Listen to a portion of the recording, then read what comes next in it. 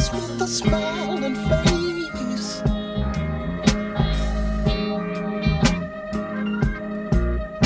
So in love.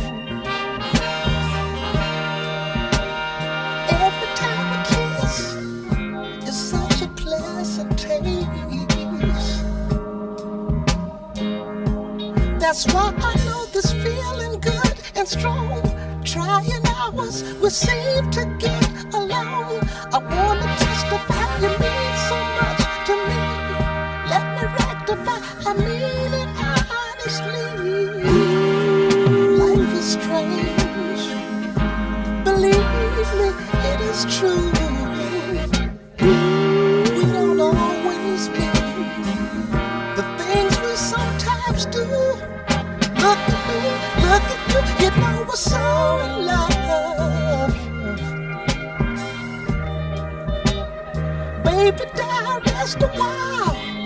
You're moving my emotions. So in love. You don't have to worry.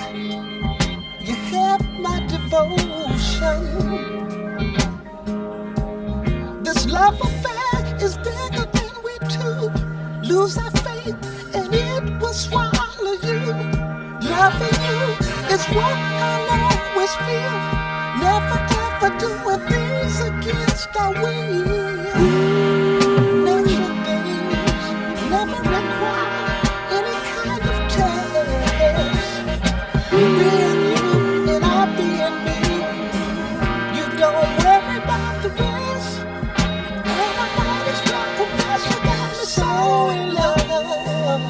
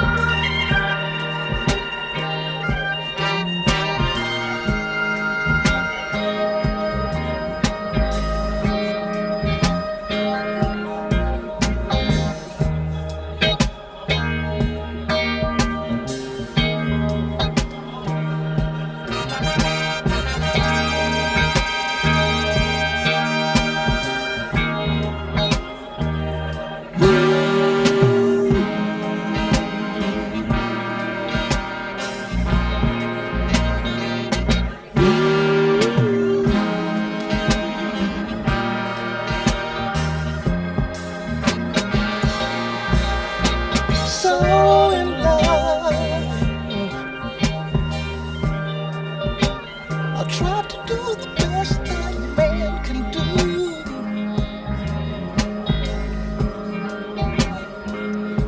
So in love. The key to our success, to see each other through.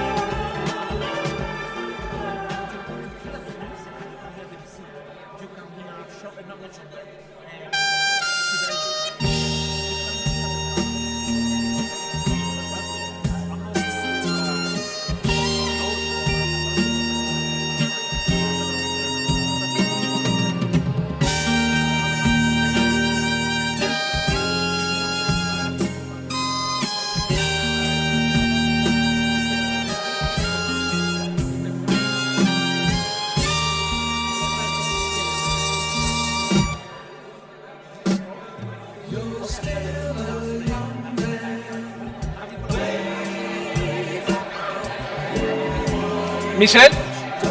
Yeah. But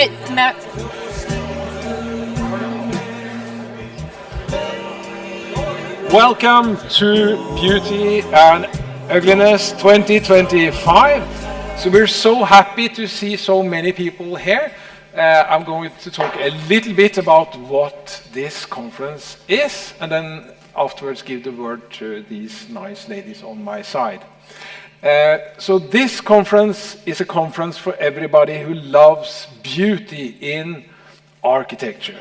So we collect many people among the audience, and the enthusiasts. Architects is very welcomed. Uprising people are very welcomed. Art historians are very welcomed. But there is a lack of knowledge that we want to repair with this conference. So for this year, we have many tracks. We have a track about ornament, which is which we had for the first time last year. To dig deeper into ornament, and we have a track on architecture history. What is lost of the teaching methods?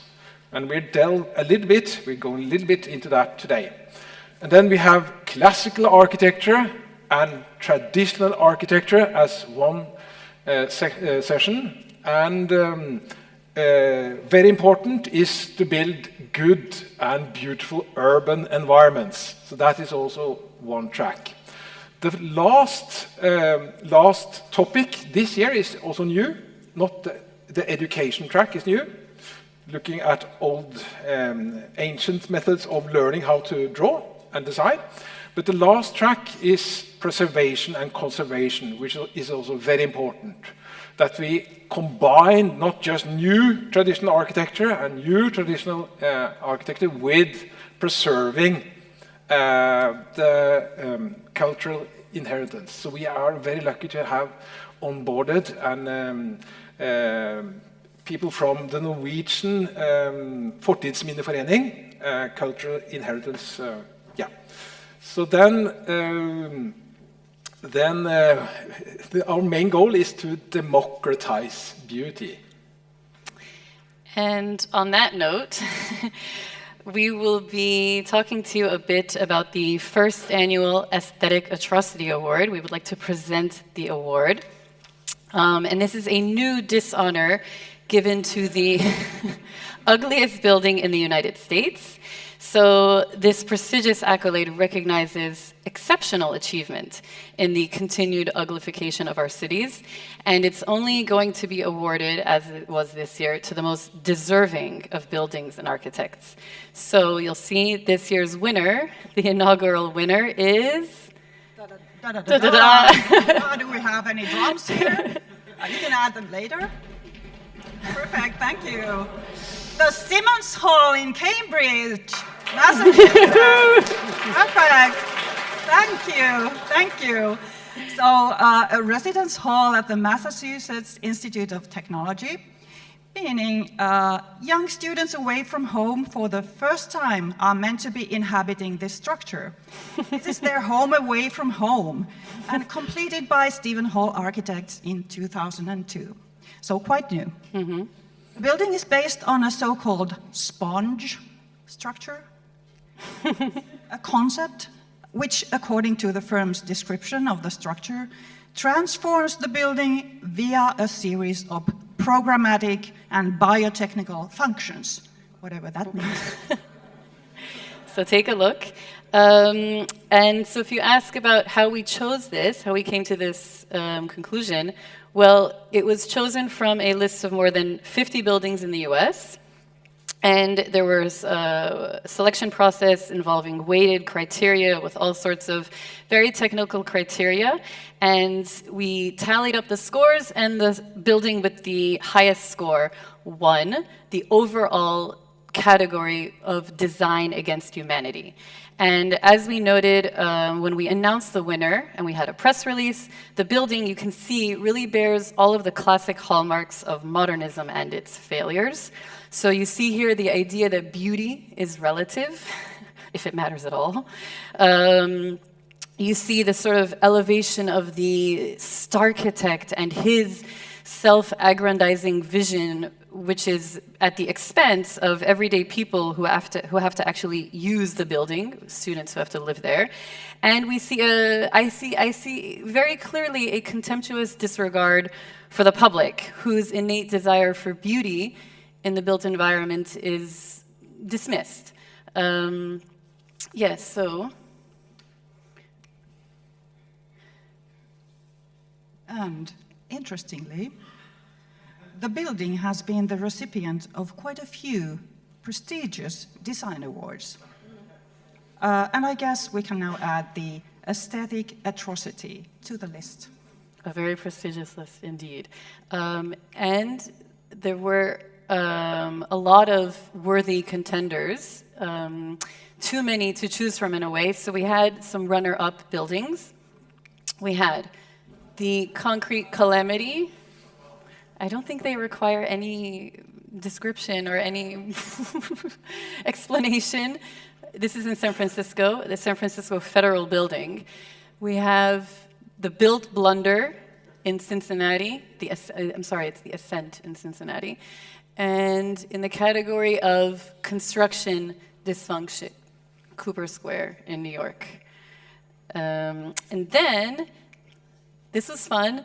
We made it onto NBC News. And so they say they're going to play the video clip. So here we go. Enjoy. A residence hall at MIT is the recipient of a new architectural award. Take a look at it, because the trophy they're getting may not be on display. Simmons Hall is the first ever winner of the Aesthetic Atrocity Award. It comes from Architectural Uprising, who also gave it first prize in the overall Design Against Humanity category. Simmons Hall was built in 2002 and is based on what is called the sponge concept. The award will be presented at the Beauty and Ugliness in Architecture Conference next month in Norway. I don't mean to be disrespectful, but the award seems appropriate. Yes, and that was not disrespectful, that was honest. I know, I've been there, and there's beauty in all clouds, beauty in all architecture kind of thing. Let's try to look Is for there it. really? Glass house That building was hideous. That's the news at 10 for tonight. I'm JC Monahan. And I'm Glenn Jones, here with Chief Meteorologist Pete Bouchard, who's too kind sometimes. Access Hollywood is next. Have a good night. We'll see you back here tomorrow. Right, so.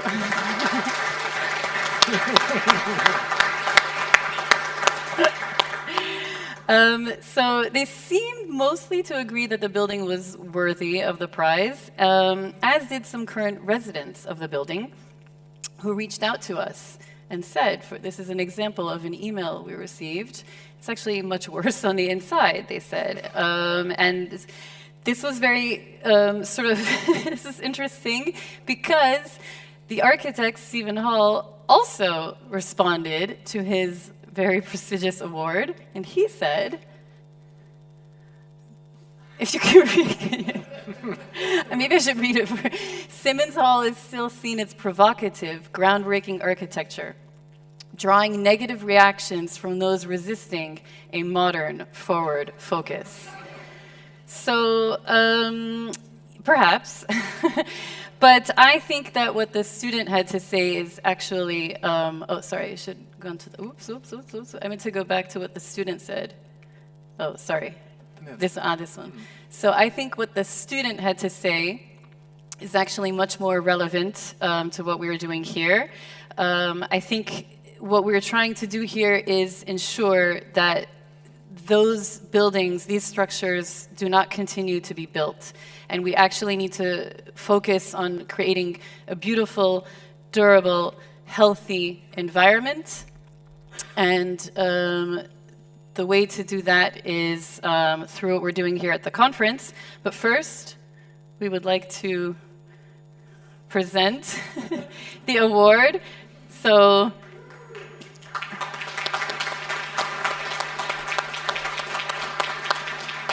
he's not here to receive the award, but that's okay. We'll make sure that. Well, yes. Can you hold that? And So as I was saying, what we're trying to do here at the Beauty and Ugliness in Architecture Conference is learn how to do the opposite and ensure that we do the opposite and that we don't have to keep warding aesthetic atrocities. May this be the last one. Yeah. There we go.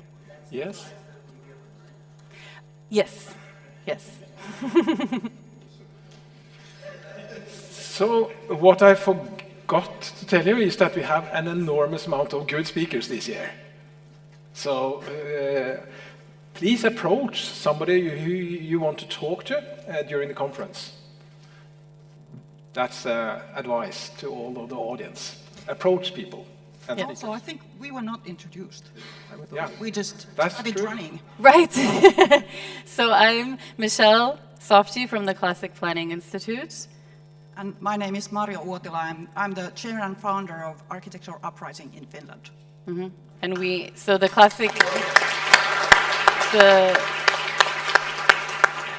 the Classic Planning Institute and Architectural Uprising worked together on this award and to make this happen. Yep. So then I would like to introduce the next speaker.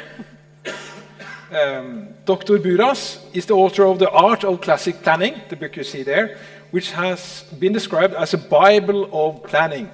He also heads the Classic Planning Institute, a non-profit organization whose mission is to steward the knowledge bases of the classical method through practice, teaching, and community engagement through its divisions. The Classic Planning Academy curriculum combines architecture, planning, and building arts to offer a unique holistic course focused on designing beautiful cities and buildings. Students learn the science of beauty to create durable, reusable, beautiful places rooted in timeless principles.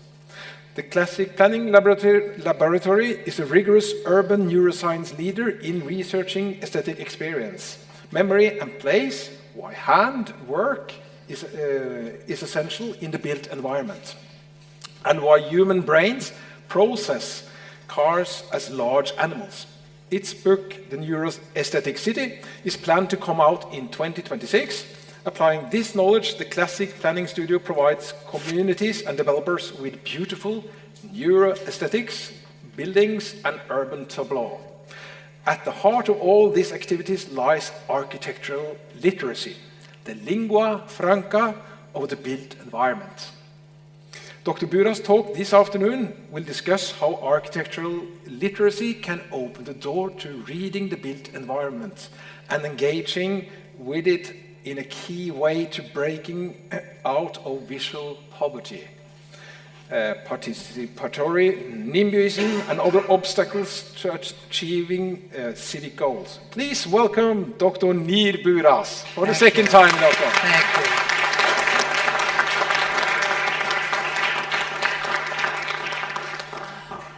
Okay, this is a pointer, that's a pointer, isn't it? Okay. Before I start, I just wanted to announce that there is an effort ongoing for a professional declaration of architectural independence, architectural declaration of professional independence. The knowledge bases that we traditionalists use are different from those that are used by what is in standard practice called architecture and planning and urbanism.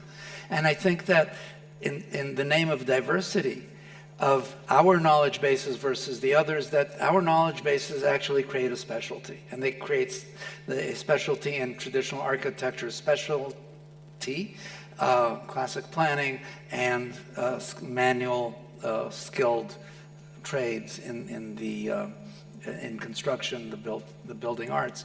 So we're forming a document to prepare the basis for this. We are working towards accreditation on the academic side, and we are going to have here an extra mural working group on this. You can join it on a WhatsApp. I think it's a declaration working group. There are 3 people here already have the QR code. You want to stand up and just show yourselves? these three people have the QR codes: Carl Korsnes, Alison Ogg, Pablo Funes, and you can approach them or myself to add on to this group. We will have discussions during the BUA and then meet to maybe confirm or take it to the next level. And you see here some of the ideas that are in this declaration.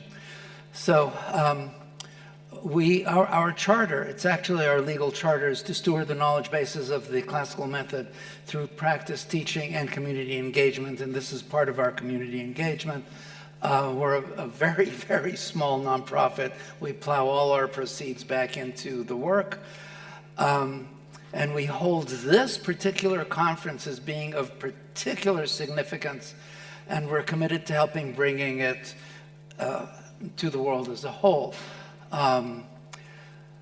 So here we go. We're going to be talking about the introduction to architectural literacy. Architectural literacy is not knowing every single building that was ever built.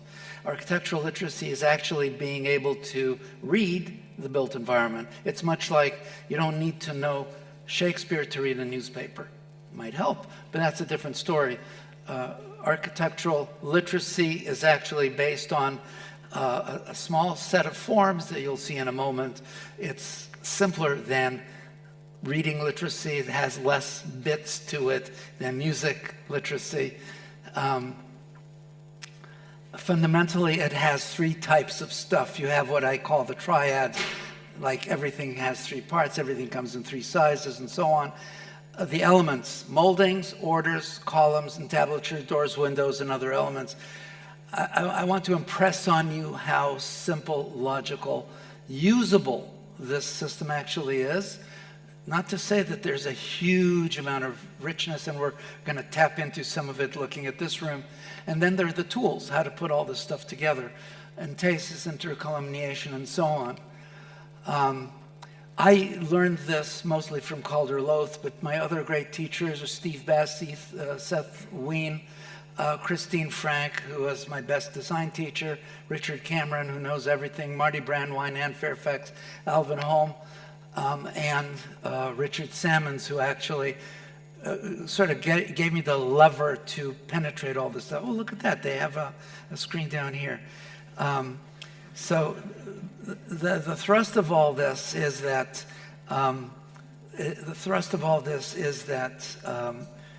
it's a communication tool.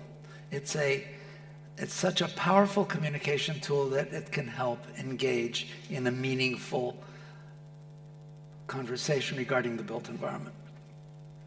So everything is made of three parts. Everything has a top, a middle, and a bottom, a left, a middle, and a right, a back, a middle, and a front. That's very, very important. I can start explaining you how this fits into some kind of a neuroaesthetic model and of how we capture the environment. And most of these things really come from a brain processing standpoint. These are what I'm talking about, is the effects of how the brain processes the environment. And the brain learned to do this in the African savanna. So we're providing that brain with stuff, whatever it is, like this. And when you look at this, you immediately see that everything's has three parts. And the three parts, they're divided into three parts, and those parts are divided into three parts. It just is part of that thing. So this is like literacy. This is what the letter A looks like. There's no A that looks like a Z, for example. Everything comes in three sizes: small, medium, and large. There it is, small, medium, and large. Everything's you got going on in there. There are only three ways to connect rooms. Most architects would think that there's an infinite number of ways to connect rooms. There isn't. There's just three: room to room, room within a room, and then rooms to another room, whatever it is, often a corridor. And you get this. It has three sizes of rooms that are connected three ways, and there's front, middle, and back every which way you go. Villa Rotunda, we all know it very well, one of the finest buildings, and there's a nod here to, am I getting this? Ooh, look at that. I don't know what it's showing. The people on top of the pediment, the eye, or the eye brain, actually, identifies a building like this in 80 milliseconds. It identifies a human in 80 milliseconds. That's the way it is. That's the way it's all set up. There's a very quick identification, not only of humans, but of human-made things in the way we have our consciousness structured. Those individuals on top, those sculptures on top, force the eye to see the whole pediment and thereby the whole building. So Palladio, who was a fairly good architect, he knew this and he applied it. All of this stuff is made fundamentally out of 8 shapes. And there are sub-shapes on all of these. But basically, it's like the difference between an F and an F sharp and F flat. Very, very important, but for our purposes, it's still an F. We have the fascia, which is a large flat, a fillet, a small flat thing, ovalo, which is a convex quarter circle, cavetto, convex, a concave quarter circle, a convex half circle, and you can see that these can be extruded either linearly or radially. Torus, a scotia, the half circle extruded. And then we have cyma recta and cyma reversa. So you got the cyma recta has a horizontal thrust, cyma reversa has a vertical thrust. Horizontal thrust is about shelter, and the vertical thrust is about support. What else do you need in order to understand the built environment? Just a few more things. All these things come from there. So,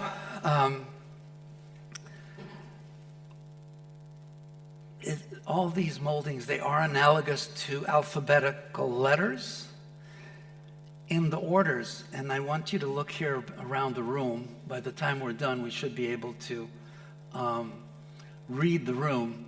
You can see here that if you took the, let's say you took the volutes and you put them over here, it wouldn't make any sense.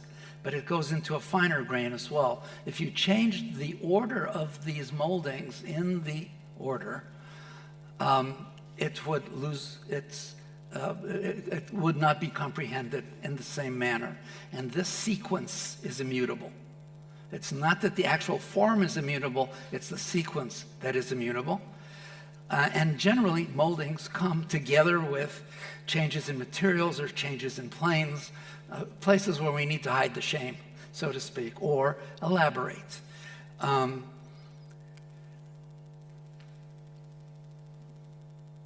We can elaborate them. And you can see that wherever we have elaborations, they're actually a very simple shape. For example, the ovalo that makes up the egg and dart pattern, you have it up here in these. The orders, if we call actually the letters, these are these are the words that make it up, the moldings, then the orders are the grammars. Each one is a different style. Doric, Ionic, Corinthian, I think everybody's familiar with these. We look at them as the style. We talk about the language of architecture. I don't know that there is a language of architecture, actually, if you want to make this kind of analogy, but I think you understand where we're going. And the orders are the grammar. You know that Tuscan is simple. You know that the Doric is strong, bold, masculine. You know that Ionic is feminine and beautiful. Corinthian is fancy. Fundamentally, the world has male, female, and fancy. And then it's got the composite. Make of it what you will. This is how fundamentally, generally, we look at the world. We're not saying closing the door on any other possibilities. But the orders, they set form over the necessities of shelter. They're the visible evidence of a building's ascent to architecture and establish its role as civic art, also by Palladio. I really like his work, but the thing I like most about his work, and you have to see it, is not just the shapes and so on.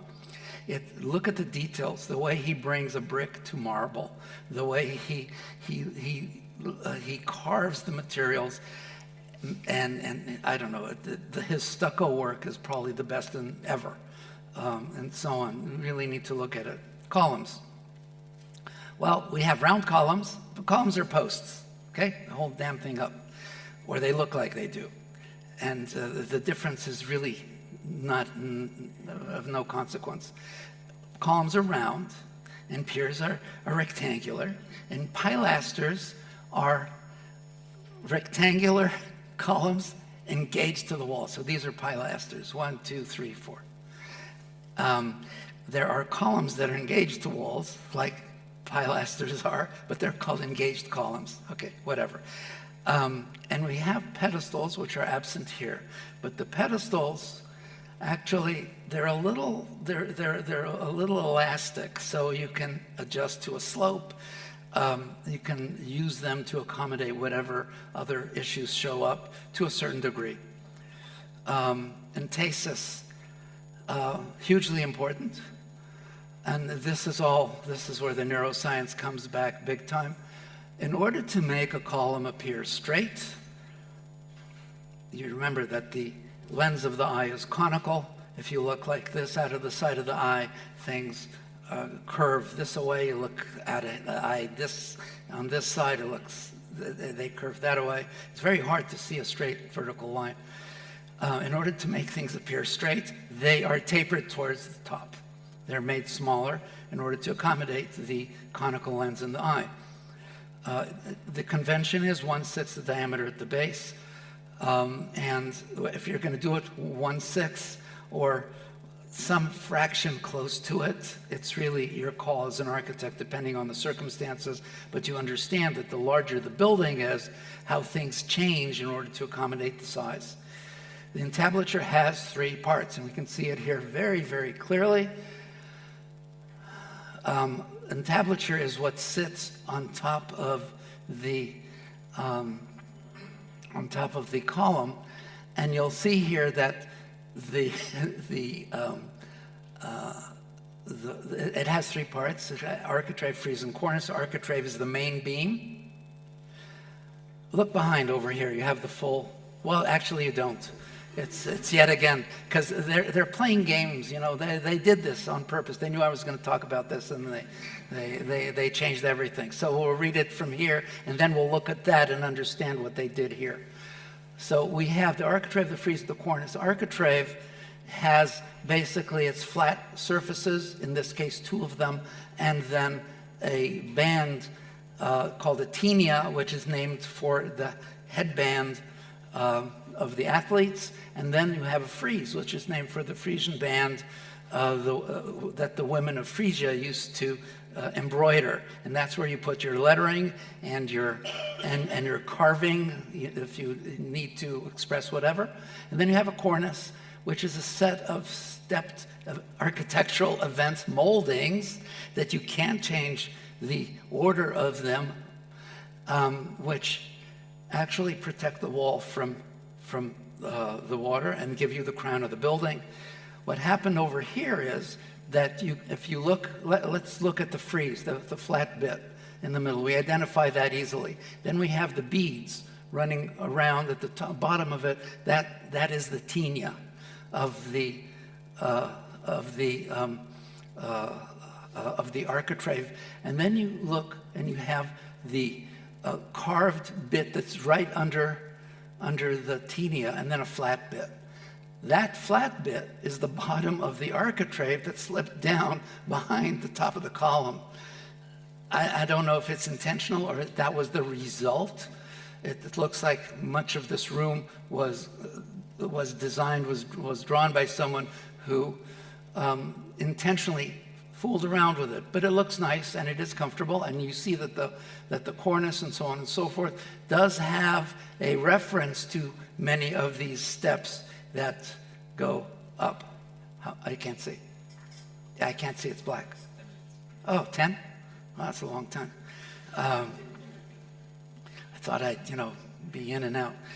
I need to tell you something that the first time I heard it, it really, shocked me.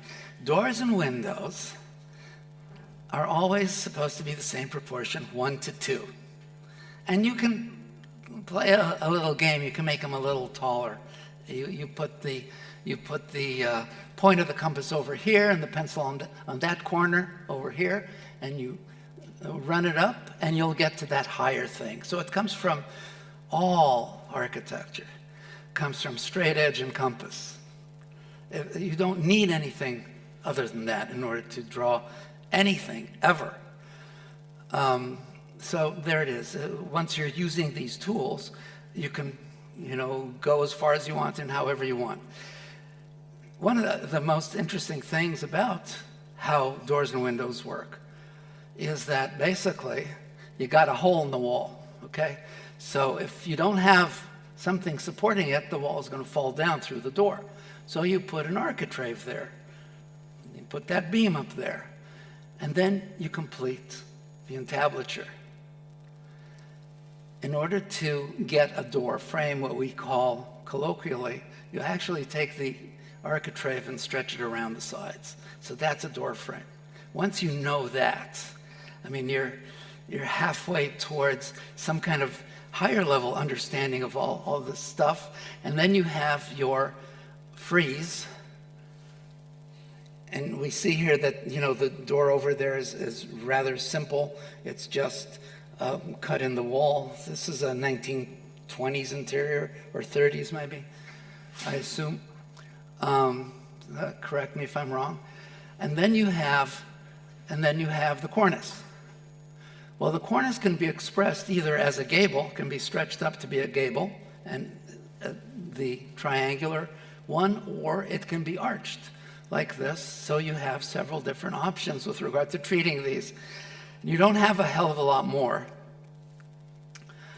You do have a broken pediment, which is a Roman notion. I suppose that at some point someone started building it and didn't finish, said, oh, that looks pretty good. And they stuck with it. So you have different types of gables that you can work with, of pediments that you can work with. Naturally, you have the whole business of arches. I'm not going to go into that right now. They're fascinating and really enriching in many, many cases. I find the balustrades the most interesting part in that everything we do, designing architecture, buildings, we do the proportionally. We design proportionally, not from dimensions. Well, yeah, it's got to fit on the lot, and people got to be able to walk through a door, but beyond that, I mean, that doesn't take much to figure out. Everything is designed proportionally, except for the balustrades, which are railings, because you don't want one that is too high. It makes you look like a dwarf. You don't want one too low. You're going to fall off a damn building. So they are actually done for human height. And you have the stuff in the street. All of this stuff, all of a sudden, you know what you're looking at. The pediments over the windows, the arcuated ones, the triangular ones. You can see here that some of them don't have pediments at all. You see the rhythms occurring, etc., etc. And you get basically the kind of rich environment that humans need in order to survive wherever they are. In some places, you get it through nature directly, where when we build, we have to provide an equal amount of richness for people to look good, even in a simple worker environment like this was when it was built. With everything we've heard until now, we actually can create all the compositional building blocks of buildings, and they tell the story. It's a narrative that they tell. The chimneys and the ceilings and the elevators and the terraces and the porch, it's what it is. And you do whatever you need to do in the context. Intercolumniation, it's, unless you're a technical architect actually figuring out the rhythm of something, really don't need to know this, but we use the diameter at the base of the column as our module, and then we count one space, a space and a half, two spaces, 2.5 modules, and get whatever we need. And this follows up, in this case, the Doric, using the Doric order to show the the different types of rhythms and the spacing out of columns, that would work. And generally speaking, the tighter the columns are, it reflects that we're doing stone construction. The further apart they are, it's wood, and if they're very far apart, it's likely steel. Proportions. There are 8 types of proportions that are active at any moment in a design. The first 3 are essential. You have equality, which is bilateral symmetry. You have differentiation, large from small, and we generally use the golden section for that. And then there's punctuation, that's the tip of the leaf. It's the last bone in my finger. The first finger is in here. It's roughly between 1/5 and 1/7. We have other proportions, we can talk about that later, but what happens is that these proportions are repeated. They are repeated in the order at different scales. So you have self-similar patterns repeated at different scales. That is a fractal. So each one of the proportional systems, 8 of them, and you know already about 3, are fractals. And this is how it is processed in the brain, just like a tree is fractal. The leaves are fractal, the branches are fractal, the bark pattern is fractal. 3 fractals in a tree. Don't believe anybody who tells you that a tree has only 1 fractal, the branches. It simply shows how far advanced they are. A minimum of 3 fractals. When you're figuring all these things out, standing in front of a classical building, your brain does not know you're not looking at a tree. And it lights up the beauty center. In the brain, the pleasure center is right here where the third eye is supposed to be. And we have a few more issues that I'm going to gloss over. One is sizing, just like we had entasis for making the columns narrower at the top. We also make the floors smaller by 1/6 as the building goes up. And you can see it here at the top of the building, how the floors are sequentially. I'm trying to get this thing to work. Oh, that's the wrong one. It doesn't work, okay. So you can see the windows getting sequentially smaller as you go up. Placement, Doric, Ionic, Corinthian. If you look at a traditional building, if it's multi-story and changes order, it'll be Doric, Ionic, Corinthian, but it also works inward. So you go from maybe in the foyer will be Doric, the hallways will be Ionic, the main chamber will be a higher order. In this building's case, the exterior, you can call it Doric. This is an Ionic room. Ionic is considered the most beautiful. That's why they chose this one. There's a matter of appropriateness. In other words, you don't need to always be, you're not putting one wedding cake next to another. It's not what we do. We create buildings that are appropriate to their role in the place, such as the Palace of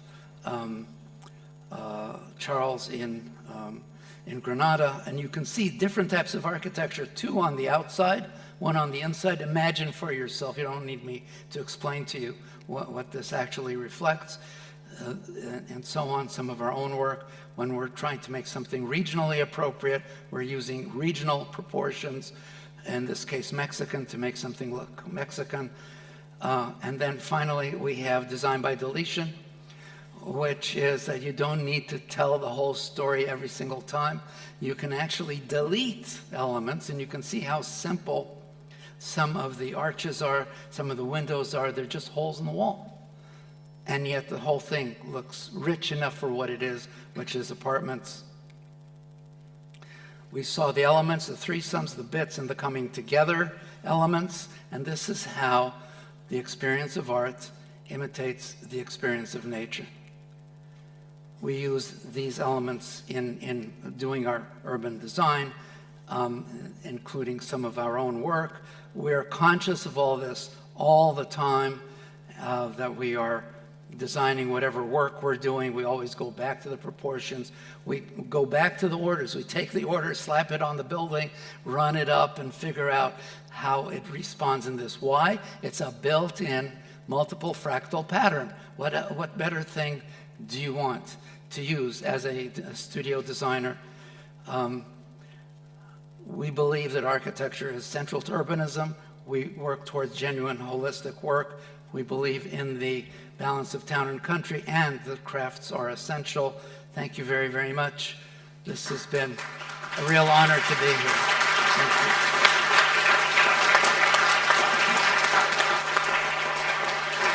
Hello. Thank you very much, Neil.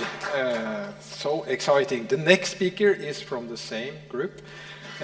Pablo Alvarez Funes is a London-based architect and interior designer.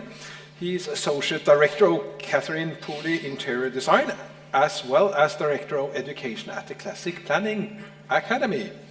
Pablo began his career studying in Sevilla and Madrid, where he developed a deep knowledge of architecture history, particularly traditional Spanish, English, Scottish, Mediterranean, and Islamic architecture and construction.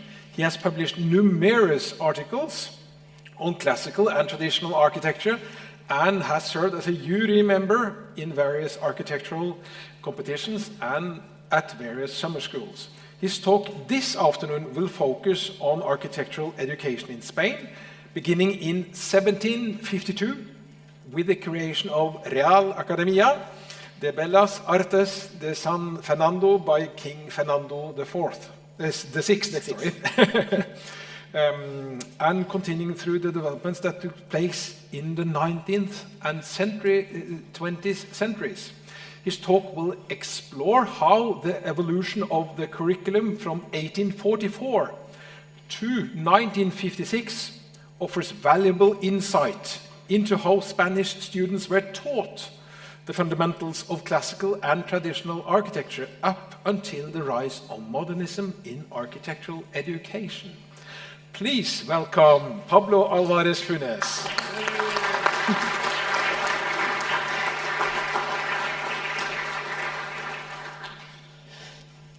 Hello, thank you for giving me the opportunity for being here.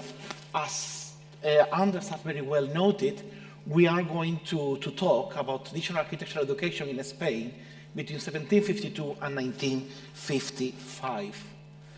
This timeline has a specific reasons. 1752 was the creation of the Royal Academy in Spain, and what we had before was a very guildhall education. People will go to certain artisans, certain master builders, and they will learn from them. And this is one of the ones that we keep memory from, Diego López de Arenas, who is the only one who left a treatise on Mudéjar architecture, and thanks to him, we know how to build this architecture. We will talk about that at the end. So, 1752 was the creation of the Royal Academy, Real Academia de Bellas Artes de San Fernando, and what you can see here is an allegory of the foundation of the academy. Allegories are very important. We need to be aware of how in Western Europe we have always communicated thoughts, feelings, and ideas through images. And that's very important because what we can see here is Mercury bringing with great speed the three arts to Minerva, who is going to present it to the king. So it's the bringing of the arts to Spain following the French model. So this is the building where the Royal Academy was, and this is the building where the classes were initially held. So architects, painters, and sculptors will come to this building and work together. So as you can imagine, over the time, this building became too small, and eventually, in 1844, they changed the building. They went to another much bigger building that they had taken over from the Jesuits and after the confiscation of the monasteries. And it was published on official documents. So we can trace all the sequence of planning, everything that the students were learning, it's published. And it's public domain because it was published in the several law bulletins of the government. In 1857, after a little bit of a debate, they realized that the Royal Academy cannot hold anymore students of architecture because they were also mixing with the students of engineering. And after that debate, they decided that they're going to create a technical superior school of architecture in 1857. And that was completely separate from the engineers school. And this is very important to note because up until then, engineers and architects were going together to learn at the academy.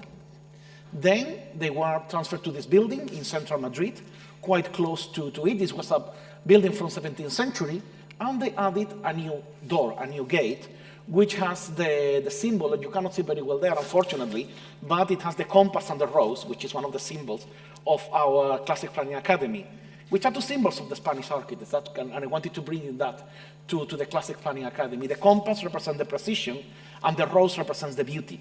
Why? Because architects design beauty with great precision, or at least we try. So that was the school up until 1936, when it was transferred to this building, which is the ones if you have in Spain, after the architecture in Spain.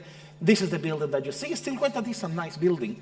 But unfortunately, everything was transferred in May 1936. And if you know a bit of Spanish history, in July 1936, we had the Civil War.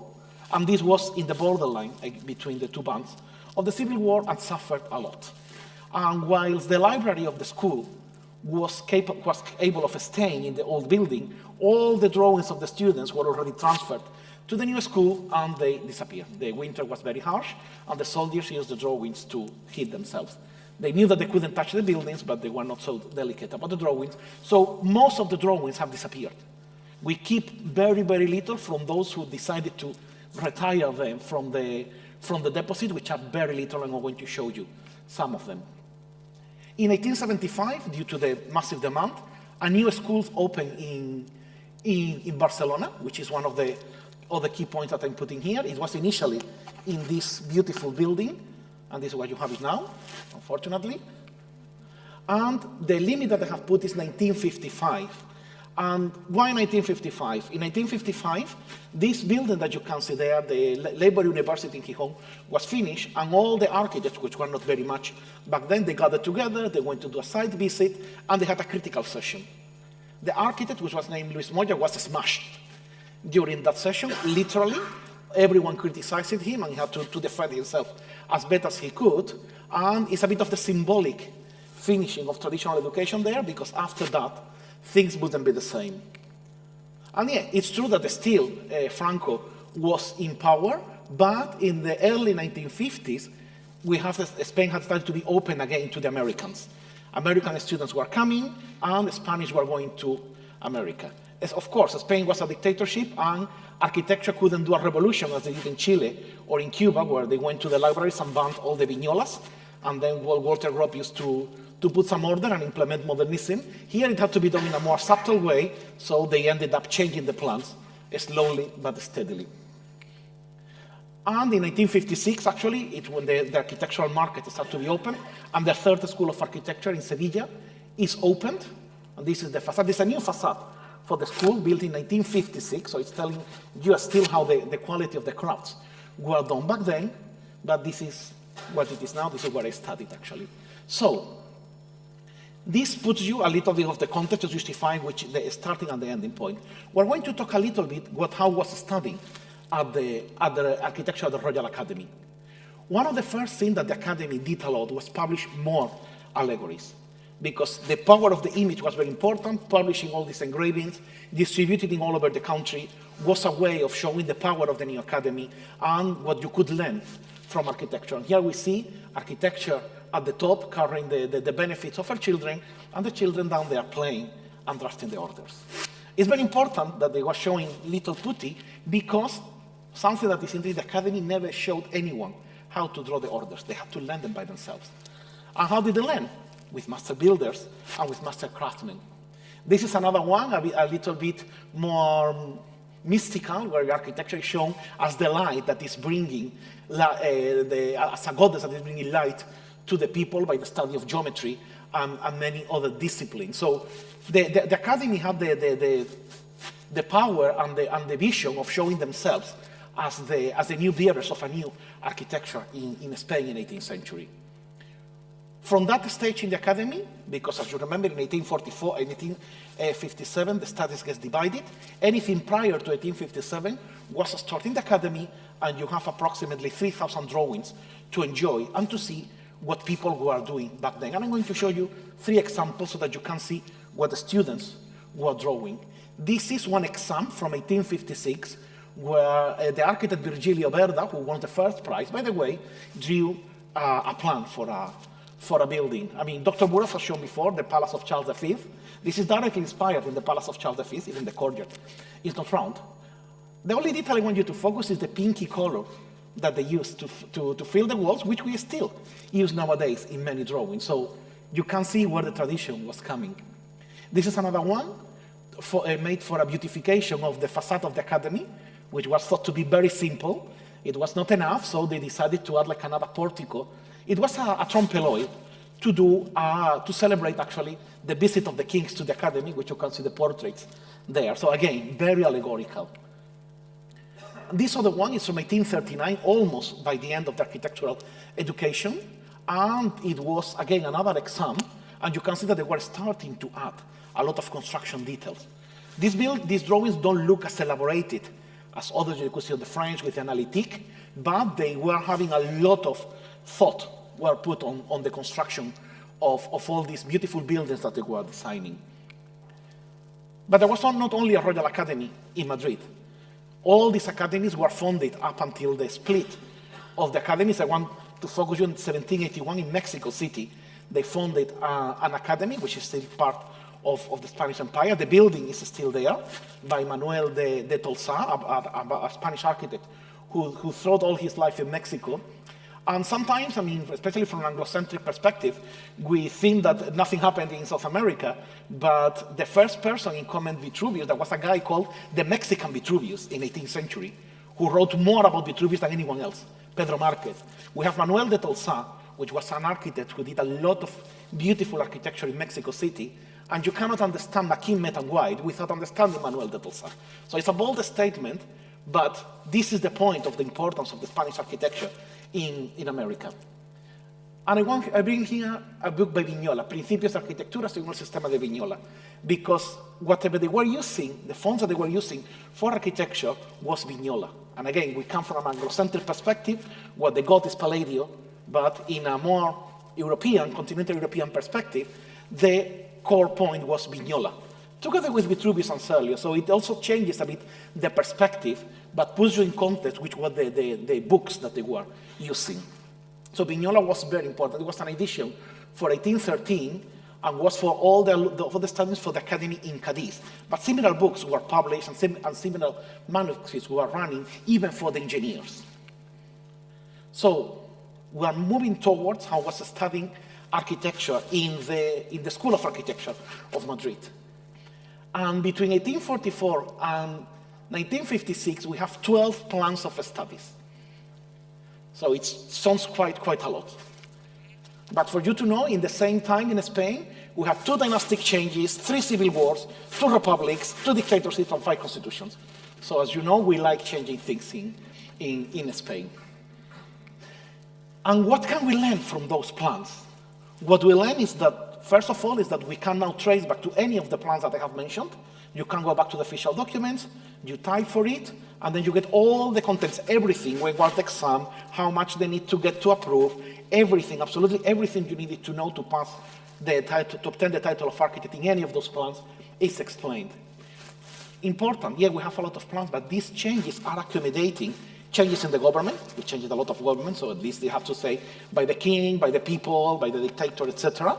Evolutions in techniques. For example, we have seen before there was a plan in 1896. It was the first one in including electricity. It was some pioneering thing. And then to set up a legal framework to distinguish between architects, engineers, and master builders, which was something that was not clear while everyone was studying in the Royal Academy. So a lot of the effort in all these plans was to set up who could do what. So to the point in which it ended up being agreed that the architects would do everything, the master builders will build anything that the architects tell them to build, and the engineers would do anything else, so mostly big infrastructures. But still then, all the engineers would have to learn the orders. Now, this is also important because the Spanish architects also are legally liable on technical matters, and the engineers specialize on machinery and infrastructure. This is still valid nowadays. So we don't need consultants in Spain to do a building. As opposed to many other plans who were inspired in the École des Beaux-Arts, the plans of studies in Spain were inspired in the École Polytechnique. So that means the great importance given to technique as opposed to only art. The access exams or preparatory courses were required. Again, each plan was changing. If you needed to do an exam or you needed to do a preparatory course to do, but the students have to learn the drawing techniques and the orders on their own. They would be examined about the orders, and you're going to see some of the material they used to learn about that. Design workshops only appeared in 1875.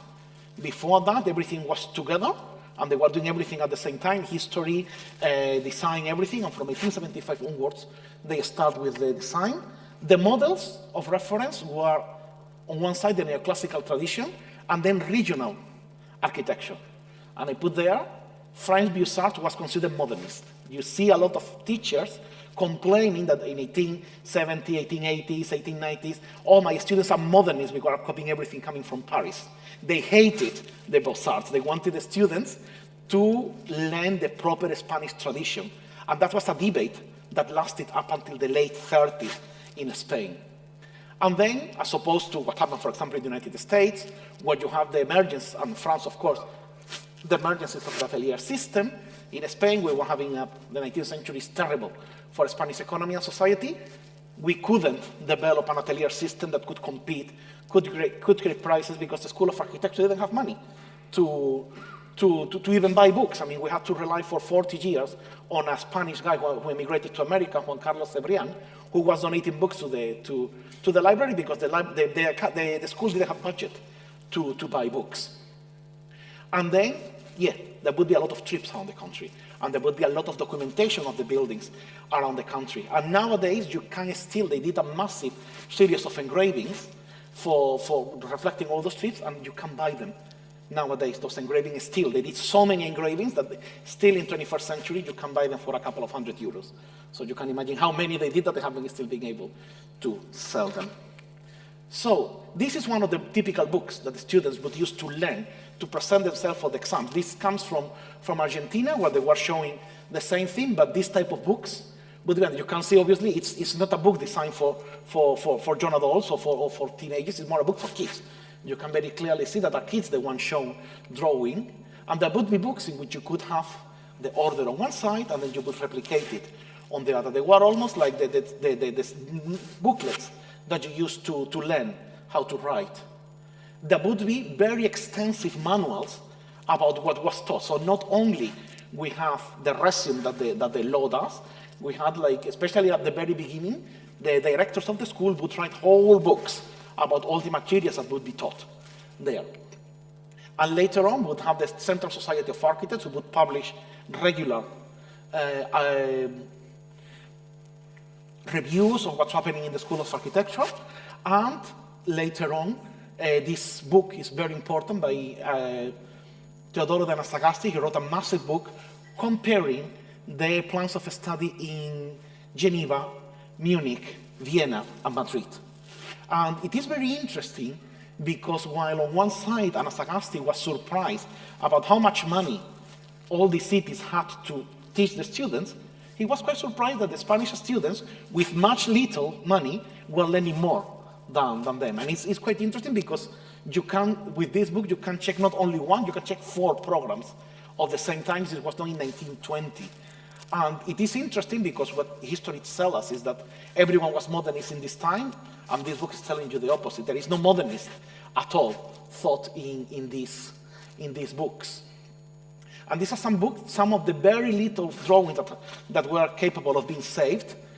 Most of them because they were held by students who didn't want to give them to the school. So probably they didn't pass the exam, and then out of anger they took them home. So this is from 1902, as a typical design of a facade for a house. You can see a little bit of construction. You can see some elements. All those obviously drawn by hand. This was after the war. These were just some quick notes by a student taken in October 1946. You can see it's 1946. Now we are being told that by then everyone was modernist, and look what they were doing. This one from 1956. So these were part of what the students were using to relearn the orders are from the study of history of architecture. So that's what I mean. You can very clearly see also the date there, 1956, 1957, and another one for Ornament. So this was not to learn the technique. So this was to demonstrate that you learn it. So they had to learn it at high school, or they had to learn it at private academies to go for that. And this ends the period that we were talking about. I'm going to make a small epilogue to see what had happened afterwards. Still, I mean, one of the architects that we were talking about a moment ago, Luis Moya Blanco, is one of the great latest classicists of Spanish architecture. He built his masterwork is the Laboral University of Gijón, which is a wonderful building, one of the biggest buildings in Spain. It's a university to teach art and craft. Nowadays, it's a mix of high school and technical institute. And this is what people were doing in Spain in the 1950s. He had a very big sensibility about oval shapes, about different techniques, so Guarino-Guarini, and the others, which many of you who are students of Professor Mitrovic, you know very well, but also nods to antiquity, like this gate that you see to the right, which is inspired in the gate of the Market of Miletus. So all of a sudden you have a compendium of Western architecture, all of a sudden in northern Spain. Another of the biggest architects that we had back then, although this one has some lights and more shadows than light, was Fernando Chueca Goitia. He died in 2004. I remember having heard him when he was very, very old, giving lectures at the School of Sevilla. He finished the Cathedral of Madrid. So when you go now to Madrid and you see this beautiful cathedral, you see that it may have been there forever. It was finished in the 90s. So it's still telling that some stuff was capable of continuing in Spain. Only very punctual cases. It was not the whole, but punctual cases it could continue. And of course, we still have the living legend called Rafael Manzano Martos, who was awarded with the Driehaus Prize in 2010, who was one of my professors in Sevilla, knowledgeable of anything you may ask him about. He restored Alcázar of Sevilla, he restored Medina Sahara, he restored everything you could imagine, but also had time to build new buildings like this custom office in Cadiz in the 1950s. And this building has an interesting history because up until very recently, they wanted to demolish it because it was lack of interest. And it's quite a beautiful building. When you see them around, it's integrating perfectly within the walls and other 18th century buildings. So it's telling us about a will of continuing. And there has been in Spain, thanks to the immense heritage that we have, there has been a very subtle school on at least studying heritage and intervening on the heritage that had kept the crafts alive. Crafts, like you remember, we were talking at the beginning about Diego López de Arenas, about the book that he wrote. We have this architect, Enrique Nuere, born in 1938, who was restoring all these type of roofs. He got the book of López de Arenas, who is unreadable. No, you open the book, you cannot understand what he's talking about, and he converted it into a system. So we still have that. I wanted to bring this drawing, not for any other reason. This was from 1990, very modernist architect, but you can still see the quality of the drawing, because something that the Spanish schools of architecture have always insisted is in the high quality of the drawings. These ones are a series of drawings done by students in 1992 about the Alcázar of Sevilla, so you can still see how all this technique and how all this focus on drawings for students who are studying heritage is still encouraged. Nowadays it has been displaced a bit for digital techniques, but still there is a lot of input, a lot of effort put in the graphics. And we come to our days in which, thanks to the effort of Alejandro García Armida and others, and INBAU Spain and the Fundación de Culturas Constructivas, we have a lot of traditional summer schools in Spain, both in Spain and Portugal, that are contributing to keep the crafts alive. And I couldn't end without also making a mention to what we do at the Classic Planning Academy, where we're also trying to keep the crafts alive. You can see some of the works of our students there.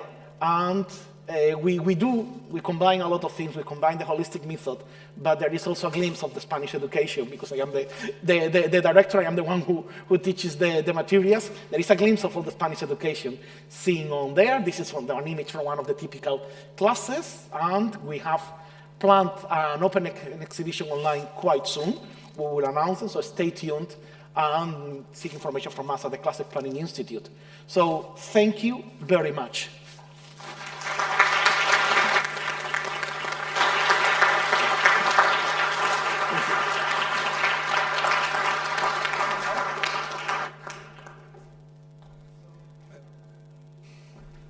Thank you very much for nice speaks. We are going to have a break until past. Is that correct? past. 20 minutes-ish break, and then we'll continue on architecture history and end with ornaments.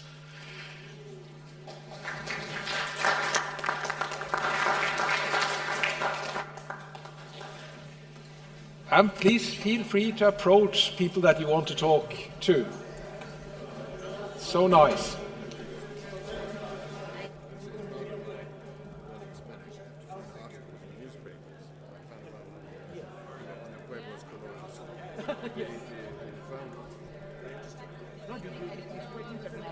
One of the ones I like most is when they go to the monument from the 60s. That you find very, very good stuff against the so it seems that they want to come up with They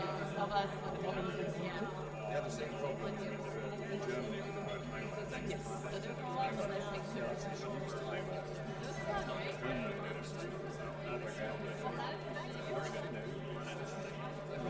No.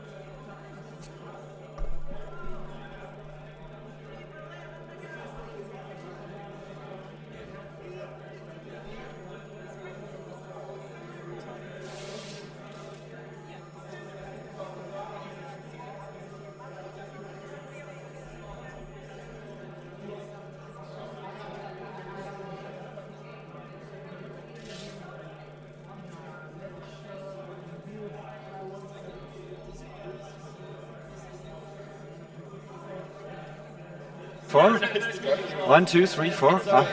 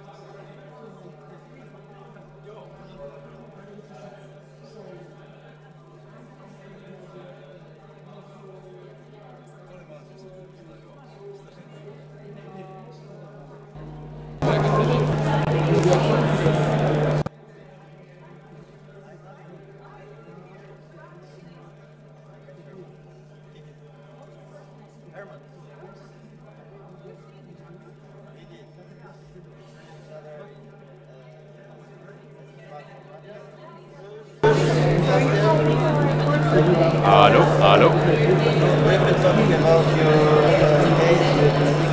Du hører ikke? Hører ingenting.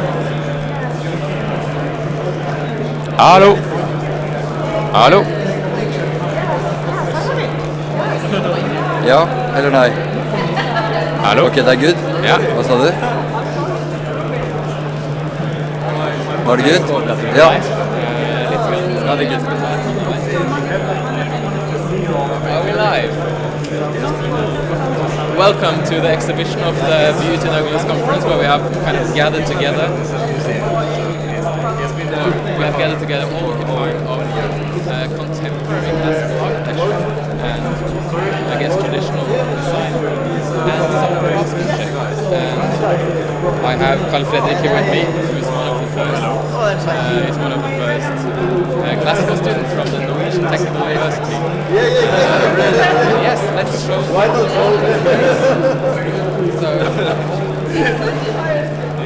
So this is one of the oldest drawings in this room, actually. This is a drawing made by Piotr Czernovsky. It's the facade renovation and transformation of a modernist building here in Oslo that was carried out in the 1990s. Piotr is not active as an architect anymore. You can go on.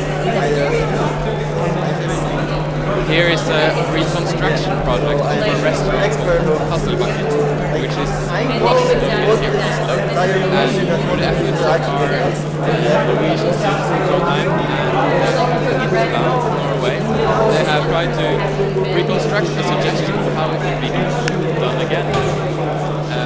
This is done by Jeppe Holter and Peter Skotter. Yeah, so the next project is so this here is the urbanism project in this room. Here we have a plan for the theoretical expansion of the city of Trondheim. We continue the Baroque plan and the Baroque city structure into a new part of the city. And it has also excerpts with facades and buildings that could be placed in prominent spaces. Beautiful piazzas and squares that are designed to fit in with the current layout of Trondheim. And it's all beautifully rendered in watercolor by a group of students. It's Oskar Olderøy, Frank Hegland, Jakob Hegna, and Wilhelm Berlin.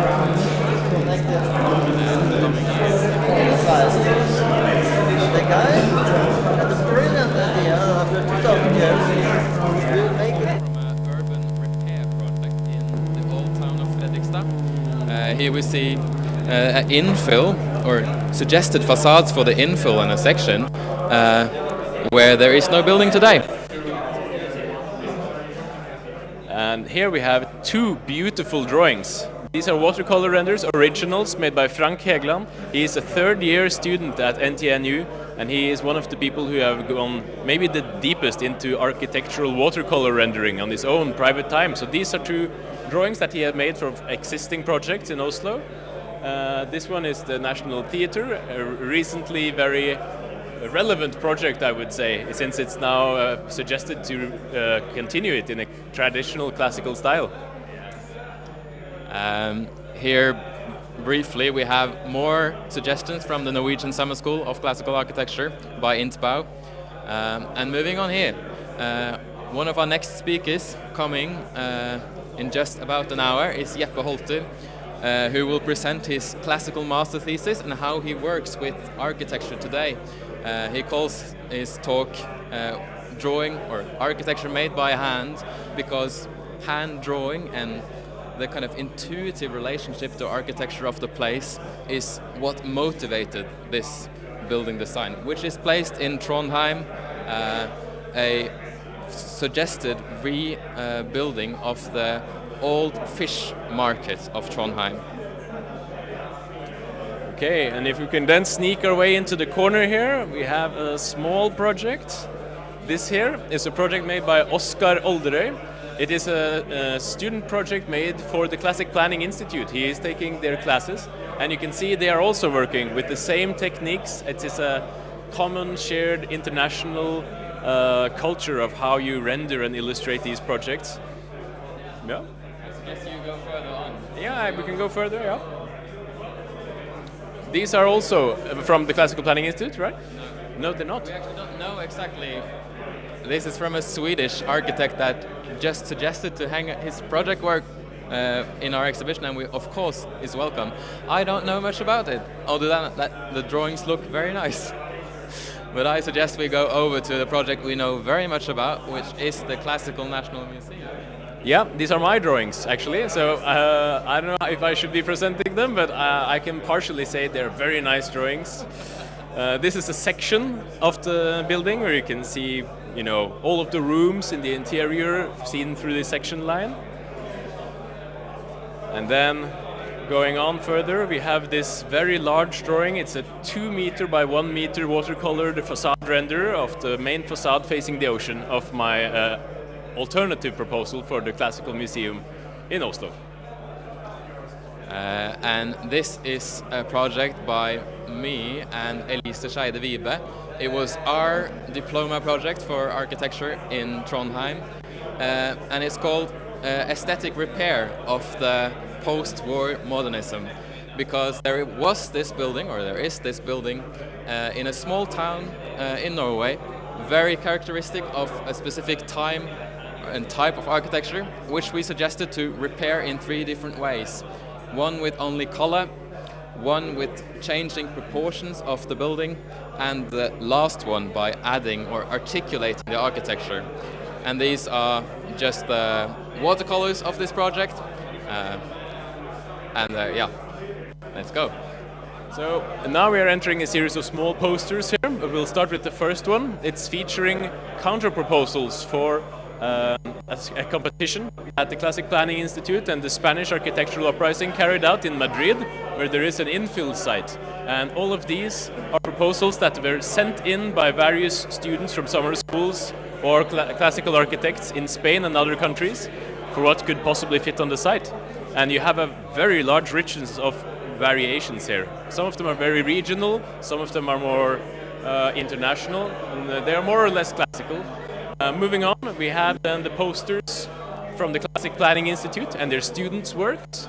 You can see they are focused on everything from construction details and smaller, very small, fine construction of acanthus leaves for the details also, all the way up to larger schemes, all beautifully rendered in either pencil or watercolor. Would you like to round it up? And I think that's the end of our first try for a break interview or break content for you live streamers. And we will return shortly in 5 minutes with the next lecture, which is Anders Hagalisletto will talk about the Oslo Drawing School. Thank you very much. Jeg aner ikke hva det er, om det ble noe lyd.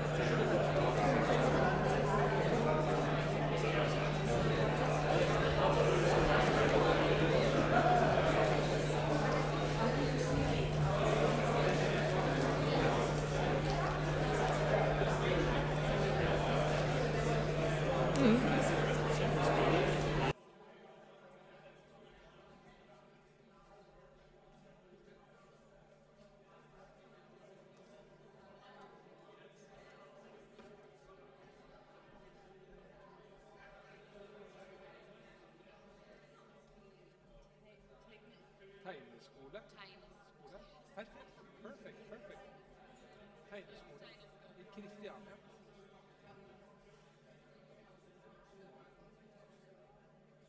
So you're the chief. Or stand in the middle.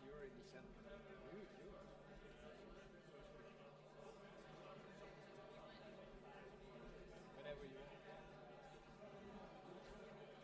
Er vi klare?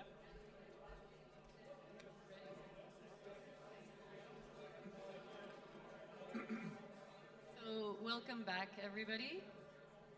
We hope you enjoyed the break, had some nice mingling and chatting and refreshments, and we're ready to continue with our next speaker, Anders Hagalisleto, who will now take us into the classroom of the drawing school of Christiania in 1909. So, Anders Hagalisleto was educated as a research scientist in computer security. He received his PhD from the University of Oslo in 2007 and has worked as an applied scientist for over 8 years. But in the last 3 years, he has published several papers in Norwegian magazines about architecture and aesthetics. He founded the Beauty and Ugliness in Architecture Conference in 2023 and is still contributing to its continuation and expansion. And lately, he has been investigating and documenting early Norwegian teaching practices at the first drawing school, Tinjeskolen I Kristiania. And that's what he will talk to us about. Thanks.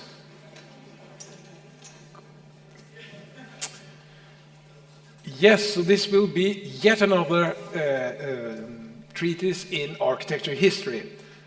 So, I wanted to learn how the teaching practices were before modernism, and surprisingly little was known about it. In particular, the details, nitty-gritty details, how they were teaching architecture. And then we stumbled upon 3 very important discoveries. First, a collection of beautiful drawings digitalized by Øystein, who is here, and Simen. And I discovered that some had digitalized teaching lectures notes, student notes from a museum in Skien. And we had some lecture notes by a teacher from 1904. Fantastic. So the drawings were made by a lady called Jacobine Marie Selmer, long forgotten.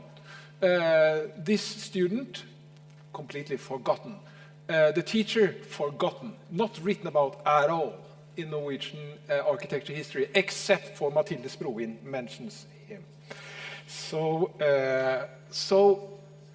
in addition to these 3 forgotten persons and their materials, we have also dived into forgotten books that has been digitalized the last 6-7 years, but very few has opened the books. So this is a lot about forgotten people and forgotten teaching methods, trying to reconstruct it. So the lecture is, I'll go back a little bit. So these are the original teacher's lecture notes on how to give his course in ornaments, elementary ornaments. These are the students taking his notes 4 years later. And these drawings here are just before he wrote his lecture notes. So the practices of ornament teachings is forgotten. It's very easy when you read architecture history books to see that this is very much a blank topic. So why did they learn it? They learn it, one, in order to improve and strengthen their drawing skills. From 1820-ish, 1830-ish, all over Europe, and they learned beauty from day one at school. They didn't draw Palladian villages from day one. They attended a drawing course. So this is the Northern European way of doing things from the 1830-ish until 1920. And the third point is that they learned style and architecture history through the ornament classes. And here are some drawings that shows that this lost topic, how it was in the old times. 27% of the books devoted to ornaments and decorations were on, 27% were devoted of the entire library. 34% of Marie Selmer's drawings from the entire period of her school, the 4 years, were ornaments.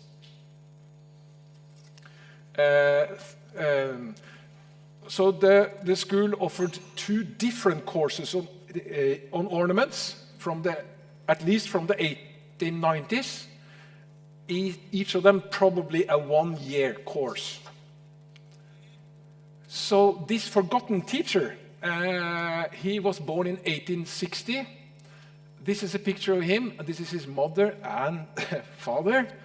And he had a lot of siblings. He was the youngest one of 10. He was the youngest one of 10, and he is to the right. This is probably at the funeral of his mother. So all the brothers were there together. This is the first thing we know about him. It's Alhambra-alike, Islamic-alike drawing for a puppet theater. So he was educated a decoration painter, and he went to Copenhagen after Christiania Drawing School when he was a student himself, and then further to Vienna, and then ended up in Denmark again, doing background scenes for paper theater. This is a lost theater form, puppet theater and paper theater. He was an excellent drawer on the blackboard. So this is a blackboard drawing from 1905, 1 year after he made his lecture notes. And this is another one from 1906. So it's a Parthenon reconstruction showing in high sidelight after some ideas from Harald Olsen, another Norwegian, December 1906. So this is how the basic course in ornament was like. First lecture, motivational overview. I'll show you later on how the content of this course. And then lecture 2, curved lines and circles. Lecture 3, skeleton of ornaments. 4, ornaments deployed to objects. 5, proportion and taste. 6, bounded ornaments. 7, band ornaments. 8, unbounded ornaments, like diapers. Okay? And lecture 9, color. And lecture 10, composition. And this is the first part. And the second part seems to have been some kind of supplementary material, partially covering course number 2, the advanced course on ornaments, where we shall see that later on, that the Egyptian style, the Assyrian style, and the Mycenaean style were skipped, at least in the lecture notes of Ragnvald Kittelsen, the student. And then part of the basic education was Greek style and ornaments, rosettes, nature forms, applied to Greek examples, molding, ancient, and then acanthus, studies from nature, and then very fast onto making ornaments, preferably in stone, and then human, animal, and fantasy creatures. So this was how it was built up. So we know the structure of the course, but we also know the content of the course. That is very fascinating. So lecture 1. So I would like to say what he said in the first lecture. Shall we see? So what we know that he said in the classroom was that the important role that ornament play in the daily life by beautifying and refining the ordinary utility objects and our buildings and homes make it necessary for the pupils in this class to thoroughly familiarize themselves in how it is created, executed, and applied. The ornament is an essential element in the decorative art and has been applied from early times. By the study of ornamentation, we will find that the motifs that it contains, for the most part, can be traced back from examples from nature that might be stylistically changed, and we might assume that they are mere inventions, considering their geometrical and linear combinations.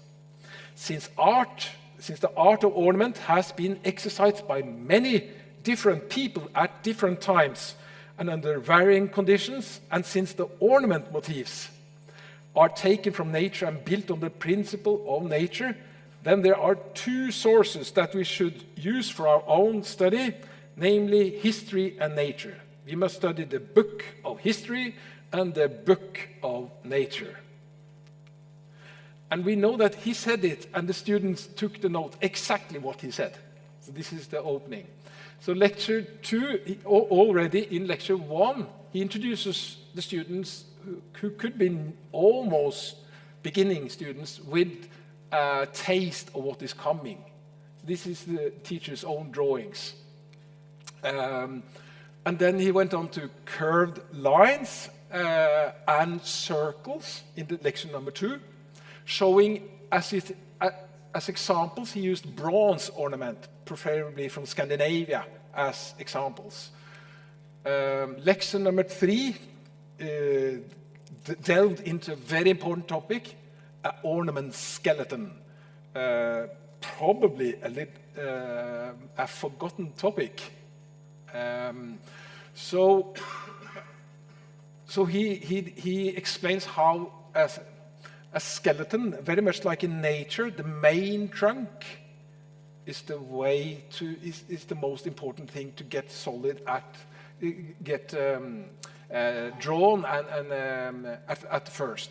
And he borrowed from Walter Crane directly in his teachings. I'll come back to him later on.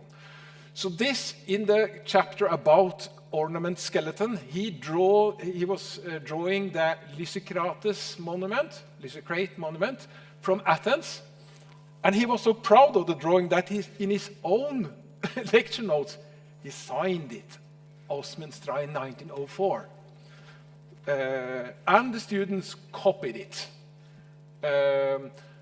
So in lecture 4, he goes into ornaments deployed to objects, and it doesn't contain very much except some good application and bad applications. He delves into, and he also says that you shouldn't make an ornament so that you destroy your clothes, that they are ripped apart with too extensive three-dimensional outsprings. And for lecture 5, he goes further on into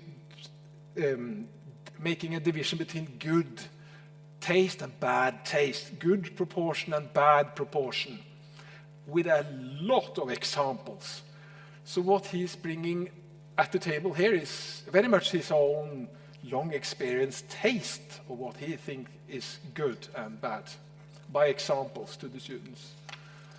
So, and it continues with some examples from Parthenon and some ancient Roman decorations as examples.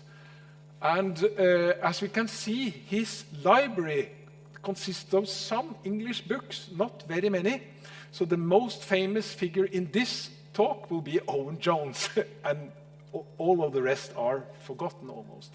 So this is a cassette from Parthenon, and it's Josef Durm drawing that he is relying upon. So he's copying.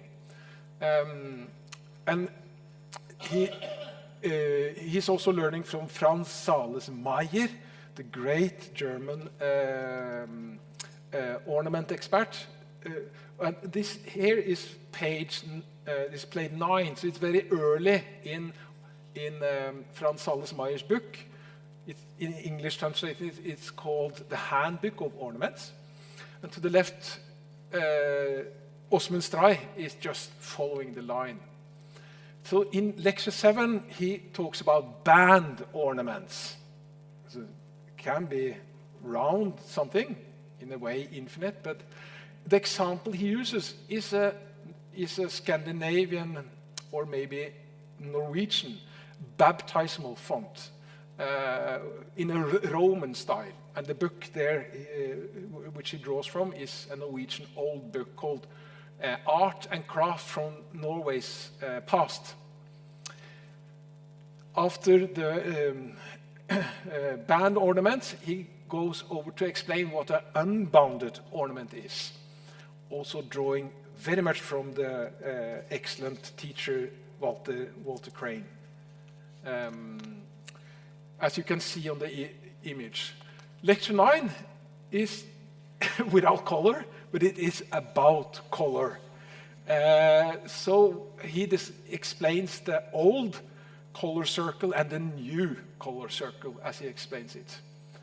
And it is very unsatisfactory to have a lecture about color that is monochrome. But so later on we'll see how this played out in the classroom with his students. And lecture 10 is without any examples. Ornamental composition was too complicated to give an example of. So what he probably did was explain what it is, ornamental composition, and then later on in class they did an advanced example. He said that by ornament composition one must consider the distance with which it should be seen, the distance. If the distance is very long, then the main line should be very clear and without too many unnecessary details. These things are learned by experience and by studying recognized good previous work. In an ornament, one should not strive for giving some real perspective depth, he says. That's interesting. The result should be mostly in a single plane. This is a trend that started in 1829 with Wilhelm Sahn, completely forgotten figure in Germany. Fantastic teacher and brilliant mind. And then he ends with the laws and rules of ornament and decoration that have been presented here are based on experience, study, and observation. First section of the theory of ornaments ends here, Christiania, 1904. So there is a second part of the ornaments, which very much mirrors what is happening in Europe, because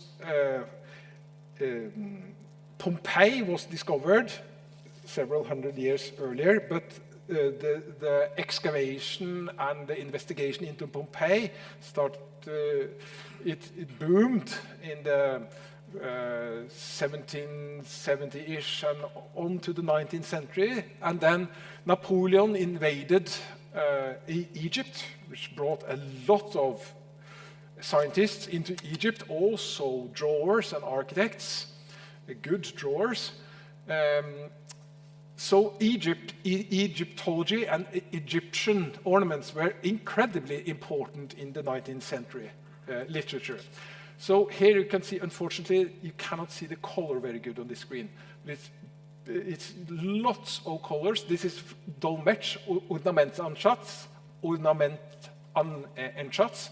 And here he's referring to Ornamentanschatz, uncolorized. But these books, the colored plates you see here, are from the books available at the drawing school. So, yeah, so I don't think I have time to say so much about what he thought, but he used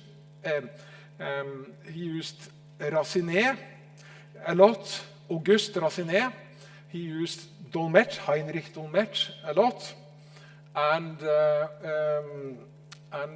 what was the, Dolmetsch and Racinet. This is Assyrian style. He's almost copying the entire plate, picking out the elements from plate 4 of Le Polychrome Ornament. And then there is the lecture after the Egyptian, Assyrian, is then the Mycenaean period, early Greek, from pottery. So comes the lecture about Greek ornament and with color annotation. So what you see here is, this means light yellow, brown, and I cannot see it, but there are small annotations executed in gold. So nature form, and then mostly Greek ornaments is the topic, Greek and some Roman. So these are, there is lesser text and big drawings, monochrome. And he derives a lot of examples from the huge library of ornamental handbooks available at the school in 1900 until 1904. So this is Franz Saldes-Meyer, and here you can see how he tried to explain to the student how to compose the outer form, the outer skeleton of an object, and then fill it in. We see, so they were excellent teachers back in the time. So here's another drawing from Calventius, Gravmælet i Pompeii, is from Pompeii, and Willem Zahn's drawing from 1828. And then there were practical examples of moldings, and then to Greek, entablature, and see how to construct a Sima design. This is from Josef Bühlmann. He copied that, as you can see. And Greek style and ornament, cornices and entablature. Josef Bühlmann to the right. So he's almost meticulously copying the drawings from a vast library. And then you have the Acanthus lecture, starting with the Acanthus from nature, and then more stylistically Acanthus. In the human figure and animals and fantasy creatures, he was picking the Sima from Metapont, Italy, as an example. And to the top there is Josef Bühlmann. So a brief history of teaching and ornaments in Christiania. It was Johannes. So there are some teachers, and we miss maybe some teachers here in the picture. So Åsmund Stray was an in-between Holger Sinding Larsen and Erik Stein. And some of these worked in pairs, one main teacher and a secondary teacher. So here are some examples of the library that they had 100 years ago. The first book on ornaments was from Albert Tolli, Giocondo, from 1782. And then Willem Zahn's book, which is highly underestimated, from 1828. He invented color lithography, and Owen Jones probably built on that later on. And then we have Carl Bøttcher. As you see examples of how the books looked inside, and then Owen Jones, very great achievement, plans, elevations, and sections and details of the Alhambra for drawings taken on the spot, 1834. Louis Sölner is now forgotten. The only one that Åsmund Stray refers explicitly to is Willem Zahn. So this is how it looks when you open this almost 200 years old book. I just wanted to show you how it looks. Excellent coloring in 1828 already. So these were the early books. The later period, then Owen Jones' book marks some kind of a shift. There was a huge exhibition in 1851, Crystal Palace, which was very important in many respects, and also brought ornaments up to new height, one could say. So some examples, I mentioned Franz Sales Meyer, he was very important. Josef Dürm was doing a book in classical architecture more of, and the same with Josef Bühlmann. How ornaments applied to buildings, Greek buildings. So this is an example of Owen Jones' book, and this is the original cover picture of Owen Jones' book. And this is 3 plates from Auguste Raciné's Le Ornament Polychrome from 1869. And Josef Bühlmann, this is what he copied on the blackboard, the drawing you saw earlier. And Eduardo Jacob Stahl, Grammatik der Ornamente from 1872. And here you can see some of the pages in Josef Dürm's book, Konstruktive und polykhrome Details der griechischen Baukunst, from 1880. Beautiful. It was used a lot by Osmund Stray. And here are some more examples from Heinrich Dolmetsch, Ornament and Schatz. The shortcomings in the 1830s were that the books, the plates for ornaments were too complicated. So to approach an ordinary student, you had to do something simpler. So this is could be the first lecture in drawing at the drawing school. And you can see there the ornamental meanders is already appearing very early in the education. And here are some other plates from the same book, written by a Danish professor. So, and the Norwegian staff at the drawing school also supplemented with their own teaching materials on basic ornament teachings that the student should draw. Here's a more advanced example. It's probably from the 1830s. It's Johannes Flinto showing an ornamental composition. So what you see to the left is frames, helper lines, and then to the right, the drawing, and then at the end with watercolors, it should look like this, the third phase. And here is there is a gap, and ornament teaching stops for 6, 7, 8 years. And then Herman Major Schirmer makes this beautiful drawing, 17 years old, and he ends up being a teacher in ornaments later on. This is from Holger Sinding Larsen, drawings from 1889, and Elin Pettersson. So I would like to spend some minutes on Jacobie Marie Selmer before I quit. She's absolutely forgotten until Øystein and Simen digitalized the drawings. This is before she started at drawing school, so she might have skipped one of the first elementary courses. This is from the elementary class, freehand drawing, and 25% of her drawings were ornaments. She started at school doing ornaments in drawing. And this is when she started ornament class in 1902, some examples. And here, drawn from Ornament and Schatz with colors. So this was what the teacher was doing in practice. He was probably supervising the students at their desk when they were sitting, putting colors to the drawings. And then Owen Jones, you can see is also inspiration, not just Dolmetsch. So then there was a lot of Greek drawing and a beautiful Egyptian capital copied from Raciné. And these are non-exam drawings, just made to practice because she loved Egyptian ornaments. I see the molding. Here is an excellent example of what the students would do for ornamental composition.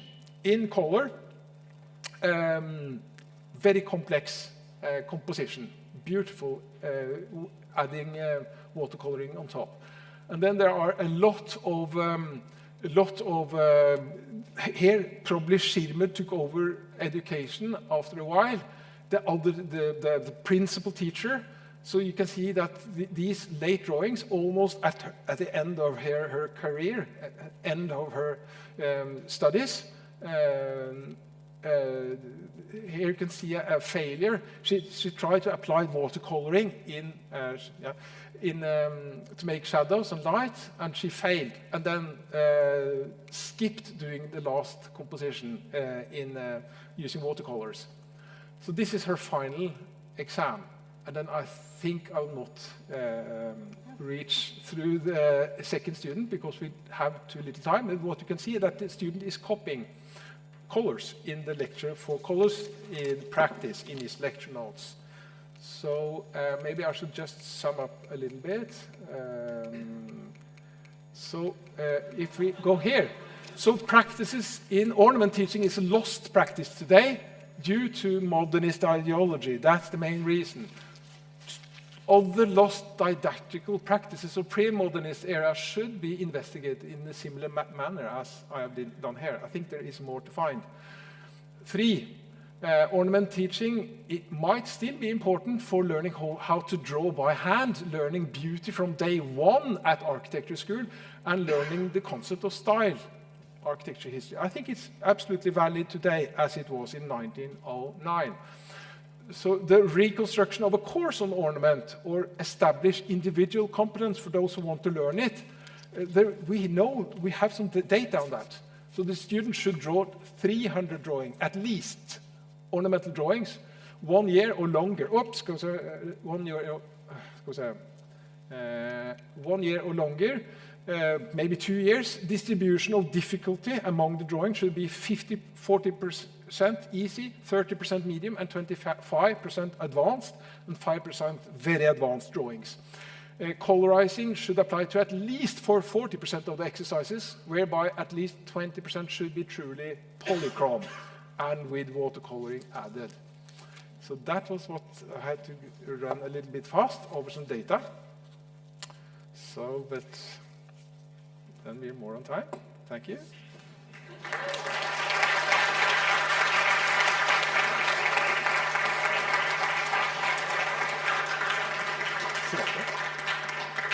You're introducing Sebastian. You can do it. Yeah.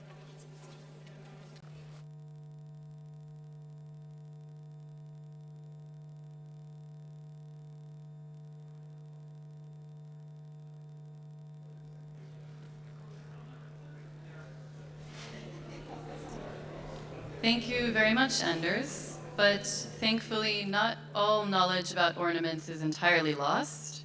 Our next speaker, Sebastian Rost, is a master plaster, restorer, and graduate engineer in architecture who lives and works in Berlin and runs a successful company specializing in the redesign, reconstruction, and restoration of plasterwork.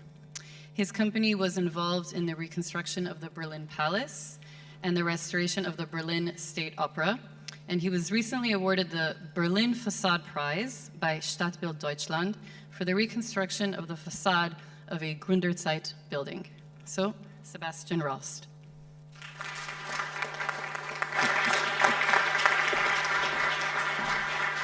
Nice. Okay. Yeah, welcome. I tried to make it very fast. Okay, we have many technologies for plasterworks, but there are 4 main technologies. First, I learned in London they call it pulling the horse. We just call it pulling. It's just you put material on the table or on a facade, and you have a kind of stencil that shapes the ornament or the profile, and the edge of the table would give the direction, and then you just pull this stencil in one direction or in 2 directions. You put more material, and after a while they start to be hardening, and then this shape of the profile comes out. And because this is in gypsum and it expands, sometimes you have to have a really heavy counterweight, and this is a person on the stencil. So we mold. This is easy. I mean, most of the people know what it means. We can do it with small pieces of ornaments. You can do it with bigger pieces of ornaments. This is a figure of the Berlin Palace. Yeah, we model. This is kind of, yeah, you see it. You just throw the material on the wall, and then you start to take some tools, and while the mortar is hardening, you can take a shape of the faces or other ornaments, whatever you want. And we have I didn't find a translation, you know, rabbits. Okay, it's a typical German word, because it was a bricklayer master that brought it from England, but I couldn't find how they call it there. It's a technique of you have a metal pole, and then you put a metal mesh on it, and then you have a mortar with hairs, and this hair and mortar you press in this wire or in this mesh, and when it's hard, then you have a perfect ground to do every plaster work you want to do, and you do arcs with this, and yeah, you use it. I show later where you can use it on the facade. This is actually also in the Royal Palace, and can you see it good? And for me, it's very dark. Yeah. Okay. Okay. This is another idea of rabbits. So a combination of rabbits and a profile, because of course we are talking about weight. You know, if you would put this material full on a facade or full in a, even here, you know, this, I think it's a fake ceiling, you know, this is exactly this idea of building the ceiling, maybe with some wood inside, and you can do this with profiles as well. You have the plaster, you can shape it in any possible ways, and of course we also use colors. So the idea, this is like a plaster that is that has some pigments. Materials, yeah, mainly we use lime, sand, cement, gypsum, metal, hair. That's it, and water. So these are some tools. This on the left side is more for rabbits, then you have these holes, and then it's, yeah. So this is the facade we were talking about, this prize I won. Yeah, it was very nice facade, and after World War II it wasn't. If you see there, you see this stripe of where there is no plasterwork, you see that the bricks are kind of destroyed. So what they did when they recreate these facades, this facade was shaped actually like the plasterwork. So our surface over all the bricks that coming out of the facade was like 2, 3, 6 centimeters, not more. And then in this time, they just took them off. They just cut them, that they have a smooth surface to have like a modern facade. And this is yeah, a problem that I will talk later. So these are the first planning. So all the sketches, yeah, it's the first idea. This is then in Archicad like the normal way. This is what I'm doing. So I'm kind of, I don't know, I would say in Berlin the only one that can do this, to recreate this kind of facades with old pictures and with the substance I find on the facade. This is also a creation of some details, and then we have what I explained later. You pull the horse, you have this rabbits material, and this makes the surface of the facade. This is also a way to model, so you can do it on the facade with mortar, or you do it with clay, and then you build a mold. Here you see how to do it on the facade. And this is the result. I have to confess, the woman, this is actually, there was a birthday present for my wife. You know? It's her, now 12 times in Berlin, hanging on the, on the facade. This is also in progress. And this is the finished facade. Interesting here, it's not colored, it's not painted. So that's for this you have this like not so, how to say, smooth surface. And I like to do it so if it's aging, it's much nicer if you have painted it.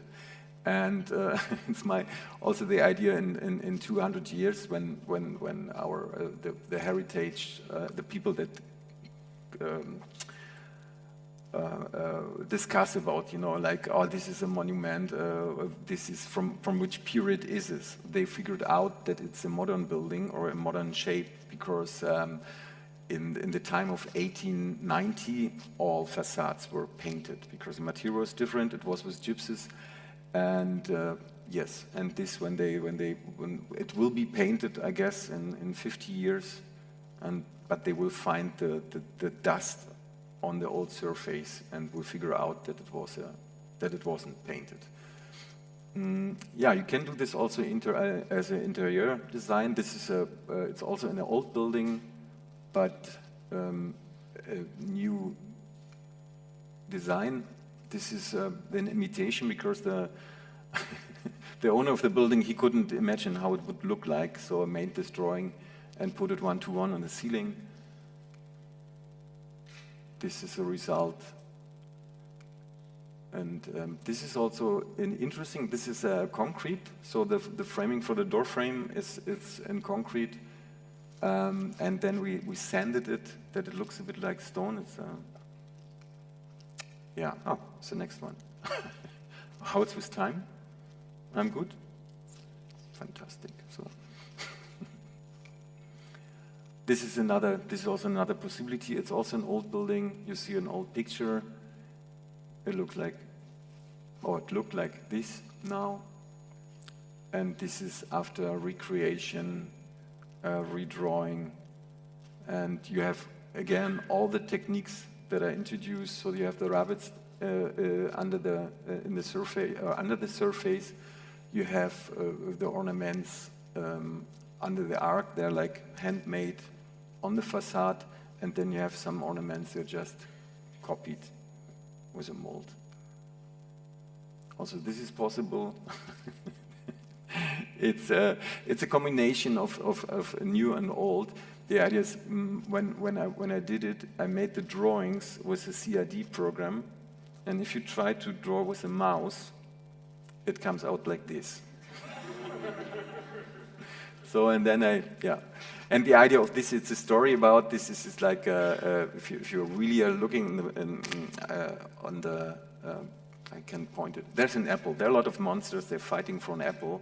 Like, and there are the people in the street. They're just going for a walk and are not interested anymore.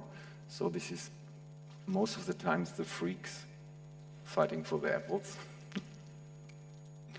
Yeah. This is another possibility. What I find when I put this into this presentation, I figure out. Oh, sorry. It's a very similar house, but it's in a totally different place. So also this is an option. How to do it? It's more or less about. This is also like a colored facade. It's 2 colors, no paintings, and here. Again, a possibility how to recreate all these houses.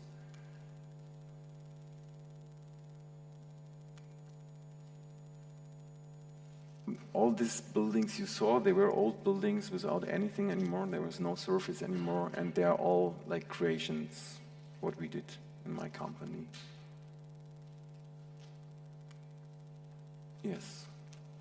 And I'm done.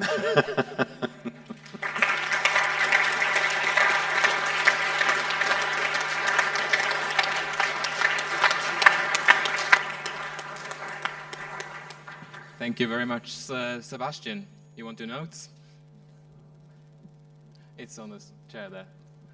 I really think it's uplifting and comforting to feel or to see that we have craftspeople who still know how to build beautiful buildings. And that's what we're here for. I'm now to introduce a sort of celebrity here around. The first student to hand in a classical diploma project in Trondheim in 100 years. He's here to present how he thinks about craftsmanship in architecture, how drawing by hand is essential, and how to design with precedence. Please welcome Jeppe Holter.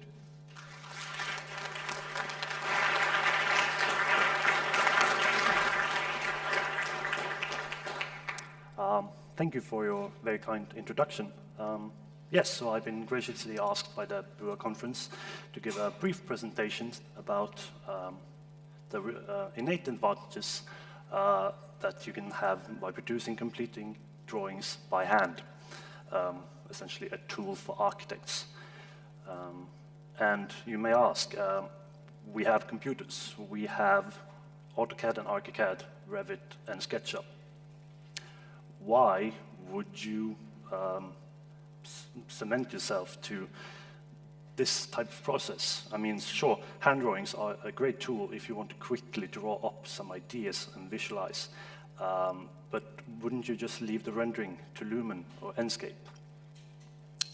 Well, there is truth to that, I suppose, and I would not judge anyone who prefers working with the finer details of design digitally, but as most things, it's good to keep an open mind. As I was making this presentation and started reflecting, I realized the presentation is more about the process of design and how there's an overlap between visual intuition, which is making decisions based on the visuals of your design. You base it on your own visual judgment, where essentially the only rule that you are following is, does my design look good? And you pair that up with precedent, where you are look at previous designs as an example or guide in subsequent similar circumstances when designing, and how all of this works throughout your process. And oh, sorry, I can go back. For instance, for my master thesis, I was designing a fish market in the coastal city of Trondheim, and I implemented use of the classical orders. But I wanted to make the detailing of the project site-specific in regards to the function of the building. So I wanted to implement ocean motifs into my design. And certainly there is precedence for this. The Romans certainly thought so, as Vignola refers to in his 5 orders, that there exists an infinite variety of capitals that do not have a name of their own, but can be described collectively as the composite, and how there are local variations to the design of these. For instance, you have animals replacing parts of the detailing. And, oh, sorry. Certainly, there is also a vast amount of precedence if you are working with ocean motifs in those capitals. Just this week, I saw on Instagram shared by Tag, these constructions by the Stone Masonry Group. And there are fish markets in Croatia which have these wonderful designs. And I wasn't even the only student at NTNU that semester who designed a ocean capital, as Magnus Holm did just before me, which really irked me. So moving on. When you are sketching with only paper and pencil, you are essentially drafting outlines and shadows. You are drafting a 3-dimensional object where light hits it in both the C-plane, as you can see in the elevation, but also in the Y-plane, as you see in the plan, or more easily digestible through this cube design. And this is certainly easy enough to construct by hand when you have a flat surface, but the geometry can get quite complex when you are working with a complex shape, as you see in this baluster. And theoretically, you would geometrically construct this shadow with a bunch of difficult geometrics. We don't have to do that, fortunately, because even though the geometry is quite complex, the human eye can perceive shapes quite naturally. It's quite a natural part of us. So you are easily understood by the human eye when you are designing. So going back to the ocean capital, I traced a composite column by hand, and I just started drafting, adding outline and shadow, depth, trying to implement some other symbolism, replacing the acanthus leaves with ocean waves and seaweed, the volutes with ships or cone shells or even decapitated fish heads. And you are, as you are drawing, there is a high degree of abstraction. But you can critique them by your own visual judgment if they look correct or not. So you're using the same proportional system and rough detailing, and you can then quickly sketch these new shapes. And you can make them quite unique if you want to. And to just try to defend myself, hand drawing is a tool. It is not the tool. You can certainly use 3D modeling to further refine your design and create even more complex shapes than you originally thought of. As such, you get other viewports and perspectives that you're not normally considering when you're drawing. And you get a much more complete sense of your design. One that is well used with other ways of designing. And you get quite accurate lighting conditions, which is quite useful, so that when you are finally rendering your hand-drawn illustrations, you are more capable of carefully drawing the transitions between one surface to another. They become more important as you strive to reduce the hard contrasts and add more subtle nuances to your design as you complete your renders.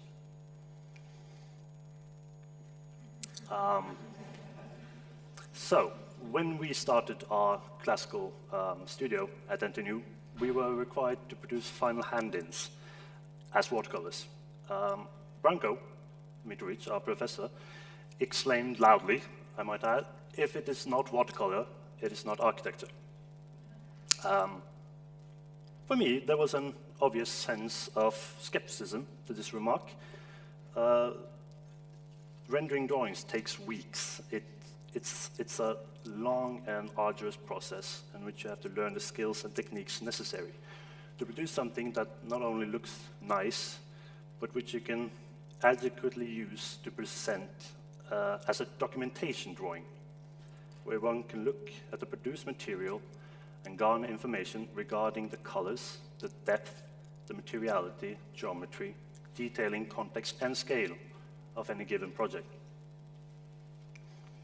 So when I'm talking about producing something, rendering something by hand, and when I talk about watercoloring as a documentation drawing, I am not talking about these types of illustrations. You're all familiar with watercolor as a medium. It can be used to create these wonderful, colorful, and impressionistic illustrations, which can be used in great effect to encapsulate a mood or the atmosphere of a certain environment and place. And they can even represent quite adequately spatial qualities. These illustrations, however, are created a bit more quickly, a bit more roughly, and I envy that, of course, that you can just create this quite quickly, but it requires immense expertise. But we tend to spend a bit more time when we're designing our projects. We aim to more clearly showcase our thorough investigation of our design. This illustration, along with the next few, are illustrations that me and Eir Petersdottir created for Arne Sørdal and Olav Bjerve. It's a reconstruction, proposed reconstruction, of a restaurant here in Oslo that burned down 100 years ago, and with modern installations such as universal accessibility and kitchen facilities. And the original composition was in a dragon style with a heavy foundation ground floor in stonework. And I want to specifically highlight that part of the design. So during the process, as you are drawing up the outlines necessary before watercoloring, everything is flat. You get a rough idea of the geometry and I suppose even the materiality of your design. But as you are watercoloring, adding layer by layer, roof tiles and stone by stone by stone, there's a lot of stones, materiality and coloring becomes much more apparent. But depth is still lacking, as you can see in this very dark illustration, I'm afraid. Perhaps you're not satisfied with how the stonework looks along the foundation wall. It seems a bit flat. It seems a bit plastered on. It does not represent the weight typically associated with a heavy ground floor. So we add more rustification, more depth and variety in the geometry. You use different tones of earthly palettes as you would find them in real life, adding in layer by layer, shade on top of shade, where you not only compose each individual stone, but how they look in relation to each other, and how they communicate with the composition as a whole. Granularity becomes more important as you add cast and own shadows, and all the smaller motifs you created to catch your eye as you highlight them. All this is to reflect more on the composition of spaces that you yourself have created. You get a better understanding of the holistic view of your project, how all of these themes and shapes interconnect and help you refine beautiful spaces. Going back to my diploma, using this precedence and pulling a bit back on the scale, in the same way for the composite order, say your design, it has a basilica shape, and you want to implement the classical orders you have designed onto the front of the facade. Essentially, you created a basilica shape, and you look to Palladio in Venice, and how he solved his problem of having a main volume and how it meets a sub-volume, two different orders. And you implement that design in your further hand drawings to create a more thoughtful design after you've sketched countless amounts of tracing rolls with coloring and depth and materiality. And when you're happy with that design, you can even go back to your computer renderings or digitally produced drawings to more closely refine your design. And because copying something is not a definition of it being bad, you can use this to create a quite adequately presented facade. And you do this 5 more times in the plan and the section and the perspective, and losing hours upon hours of sleep to create a completed set of hand-drawn illustrations. Thank you.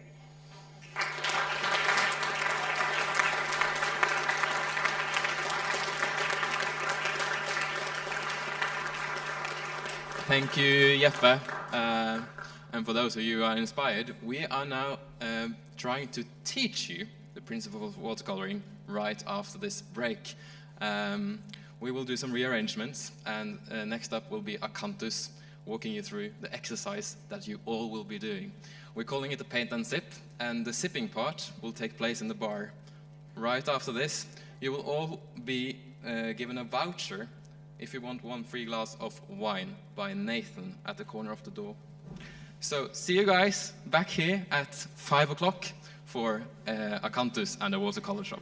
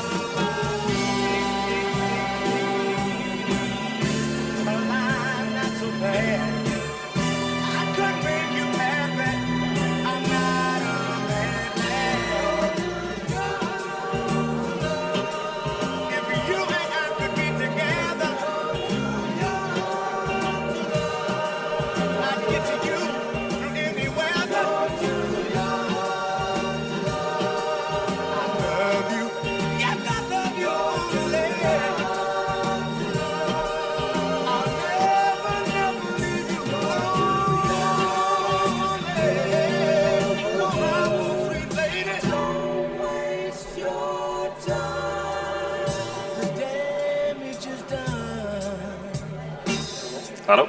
Oi.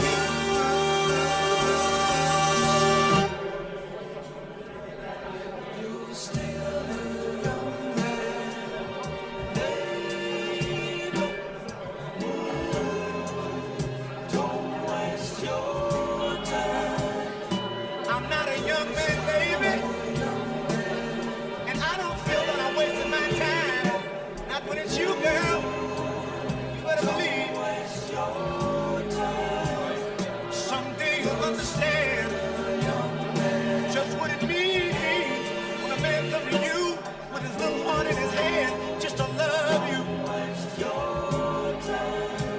Just to get up next to you and hold you. Oh, baby. You say that I'm wasting my time. Well, it's my time, baby. You better listen to me. Saying I'm loving you. Du bare tegne nå for å se hva Anna du. Nei! Hallo, hallo. Hallo. Talking to you, baby.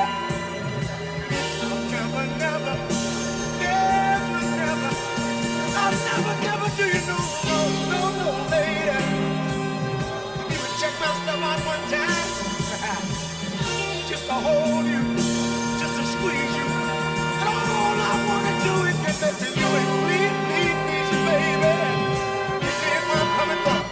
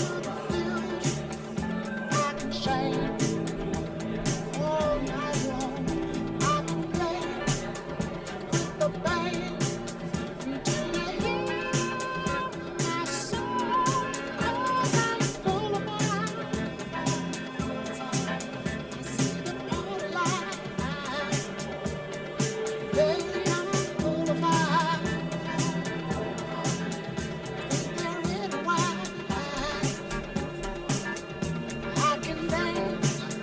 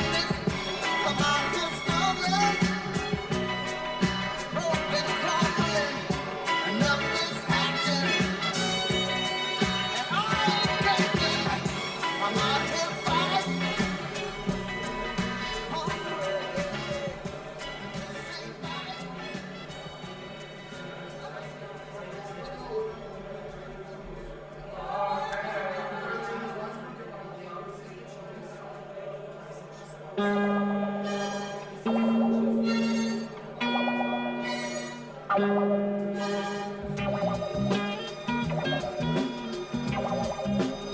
can I do?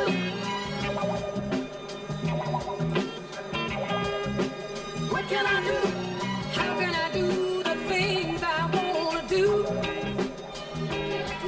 When 90% of me is you. My heart no longer does what I want it to. Because 90% of me is you. Gonna be the kind of woman that no man can move. I wanna have a kind of mind that no man can fool. I wanna look you in the eyes without getting weak in my knees.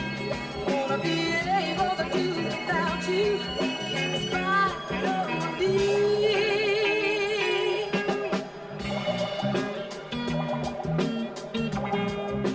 What can I do?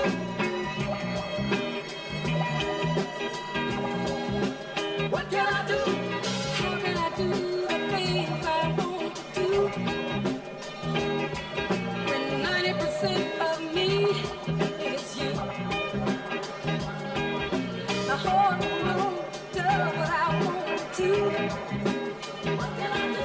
Because 90% of me is you. You control my eyes. I can see no one but you, baby. You control my mind. I can think of no one but you. You control my lips. I long for your tender kiss. I never thought it possible that I could be controlled like this.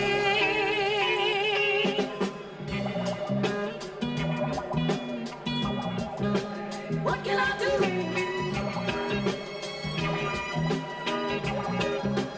What can I do? How can I do things I wanna do?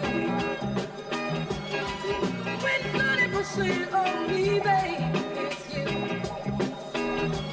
And my heart no longer does what I want it to. You know why?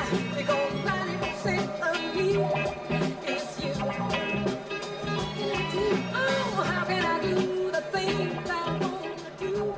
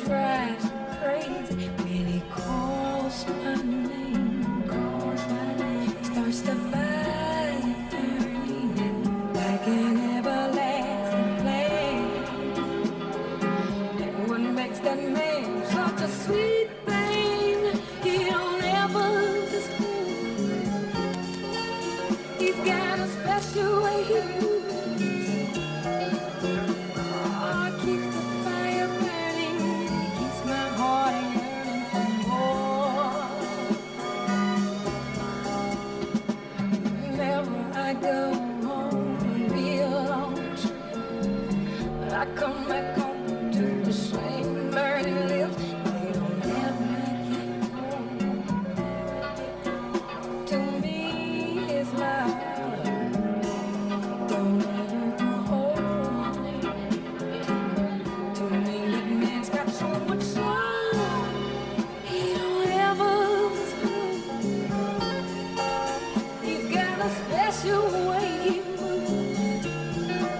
Oh, he keeps my fire burning, keeps my heart yearning for more. He don't ever lose hope. He's got a special little way he moves. Oh, keeps my fire burning, keeps my heart yearning for more. More, more.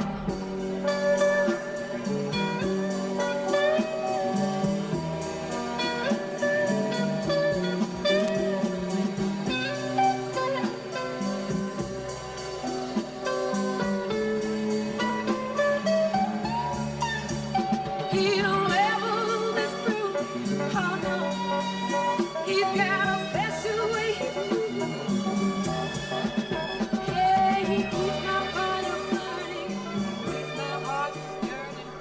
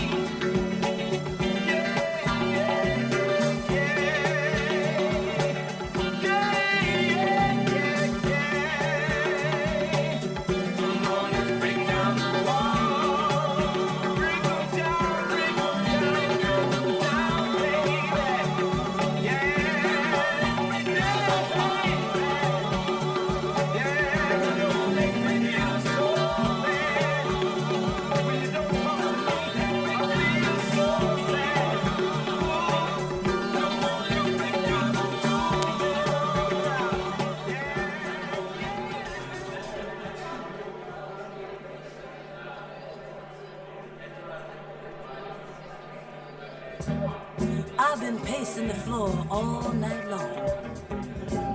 Ain't had no sleep at all. I think I gotta get out here and hit the streets. I gotta get out here and see if I can find you. Hey! Anyone out there sing gangster? No, I don't see that. But when I see you, I'm gonna tell you just how much it really means to me.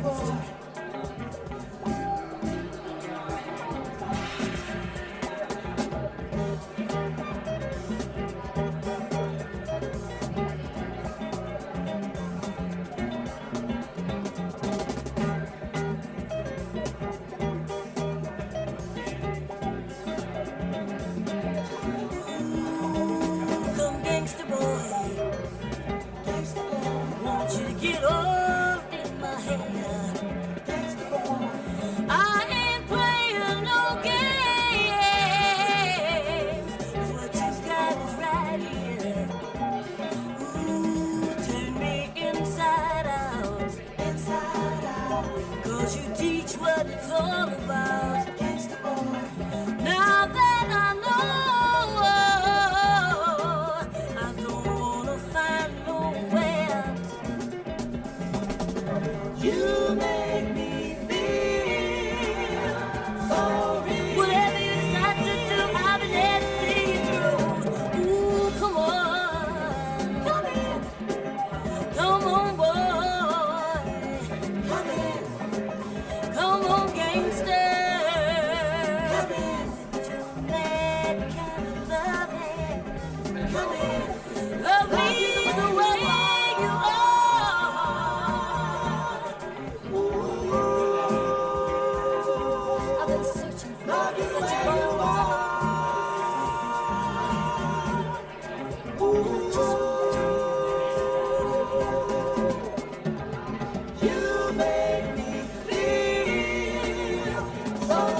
Whatever you decide to do, I'll be there to see you through. Ooh, come on.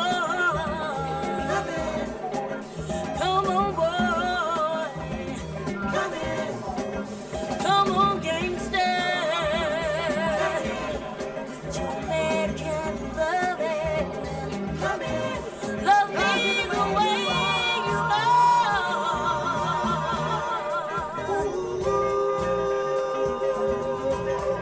love you the way you are. Ooh. You make me feel so real. Whatever you decide to do, I'll be there to see you through. Ooh, come on. Come in. Come on, boy. A little gangster boy. Come on, gangster.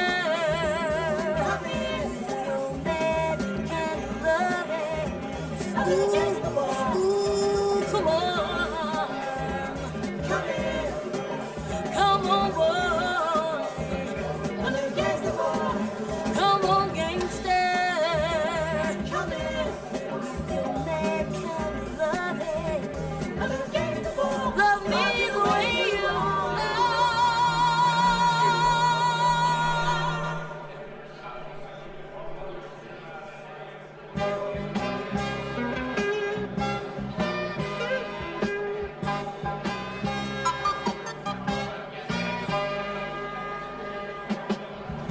Come on and love me with your sweet love and say, I want to love so often till I'm ashamed of myself. Although you cause me pain sometimes from my feet to my head. And when I think of how you treat me, make me wish that I was dead. But when I look into those eyes, make me realize worth all the dirt. Love is worth the hurt, baby. Worth all the dirt. Some women like to be treated rough, but I thought it wasn't true. I thought I knew all the answers before I met you. I'm just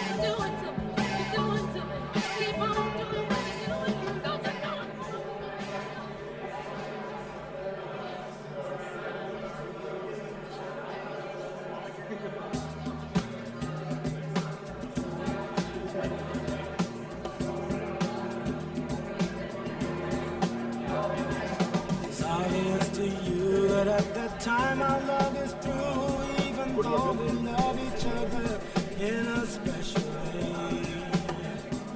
I couldn't give you everything you wanted me to give. Here you are with a ring on your finger saying that you used to love me. But it's not right for us to be together. Still love you. So take me now and let me love you. That's all I really want to do. 'Cause after time is over, I know you'll be going back to him. Speak easy and release yourself. We know enough. Speak easy. We'll always have the memory of our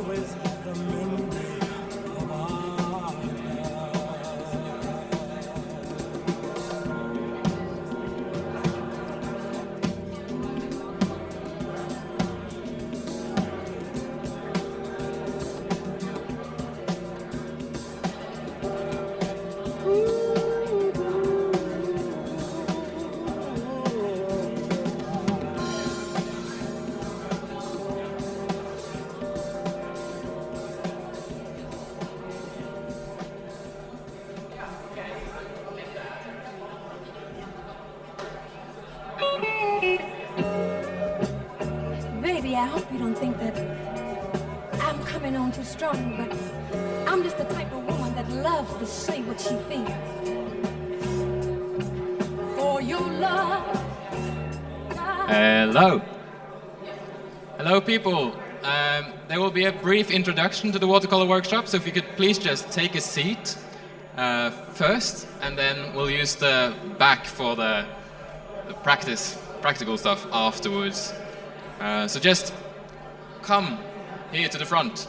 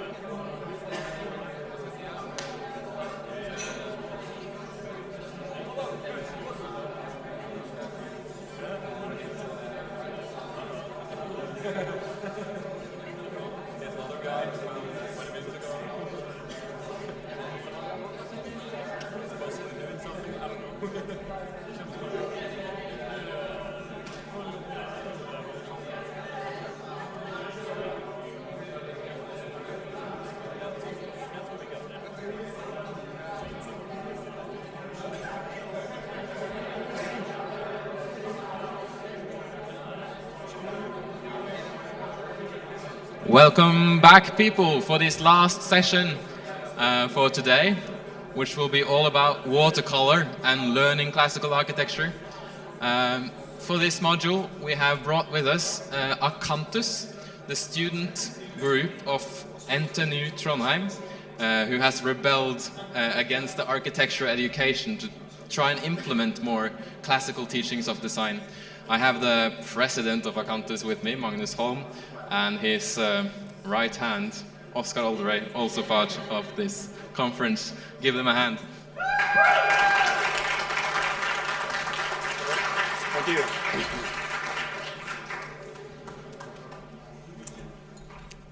So, Sigurd, we need your password to open up the computer. Yeah. What? In the mic, please. Yeah. Oh, hello. So, oh.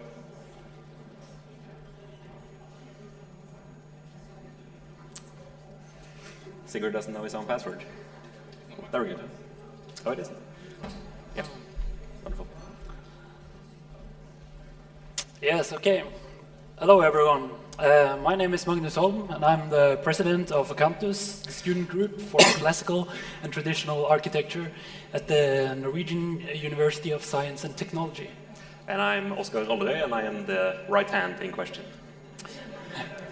Today we're here to talk about our student group and tell the success story of how we went from a small group of students to going on international excursions and even winning cultural awards in hopes of inspiring other students to do the same.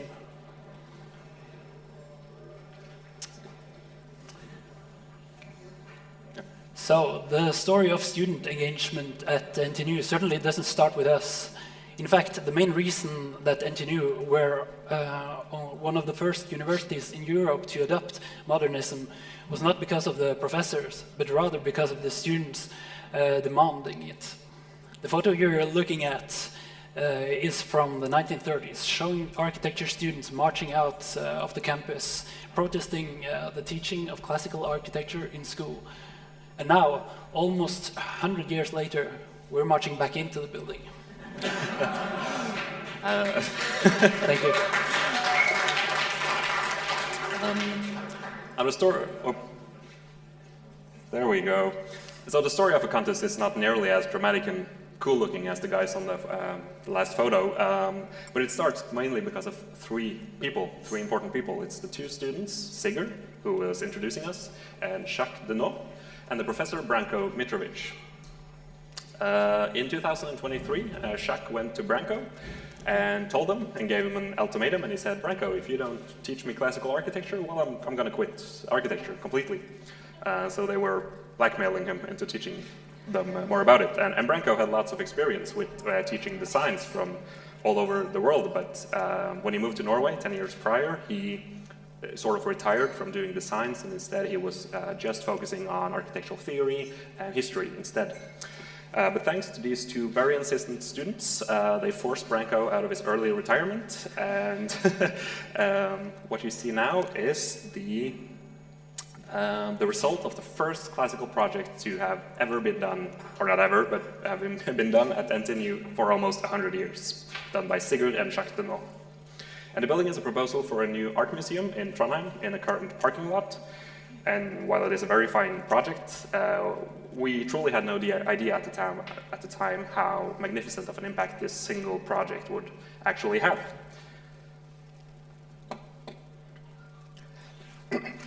So the following semester, another 6 students came to Branko and seeing the classical project that Sigurd had done, Sigurd and Jacques, and begging him to teach them as well. And after a lot of arm twisting, he yielded once again, and the 6 students became the first ever open classical studio. Not only did the students do a semester in classical design, This also resulted in 3 students doing the first classical master's thesis at NTNU in almost 100 years. What you're looking at is, as you saw earlier also, Jeppe Holter's master thesis, a proposal for fish market to replace the existing modernist structure from 60s that is already falling apart. So his proposal sought to continue the unique architectural heritage of Trondheim while incorporating classical elements into the design.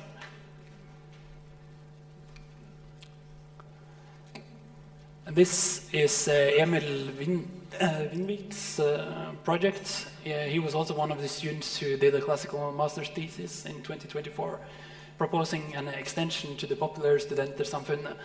And as you can probably can't tell, the rightmost part of the building does not exist today. Emil sought to continue the existing structure, making extensions practically invincible and respecting the unique character of the building. And the last student, Siri Freystein, did her master thesis on the Jugendstil that she will be presenting tomorrow.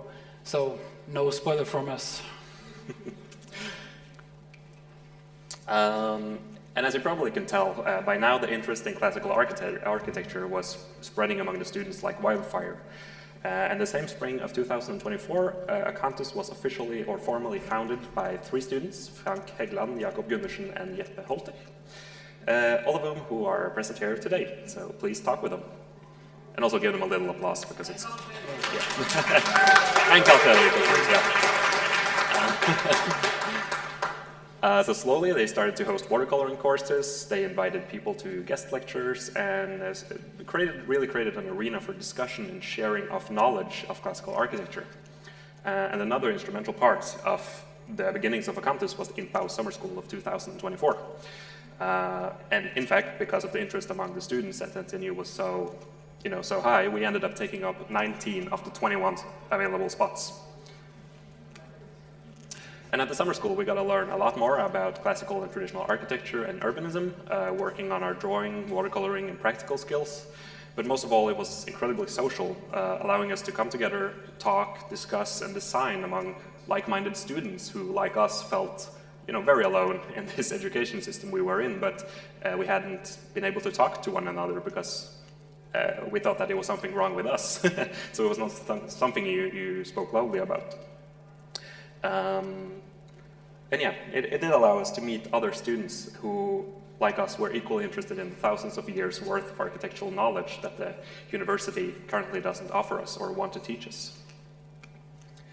And here's an example of one of the projects that was done during the summer school, made by Carl-Fredrik Honningsvåg, that I believe is in the exhibition hall that you can have a look at. Or at least other projects from the same summer school is available there. And Carl-Fredrik will also be presenting his master thesis tomorrow.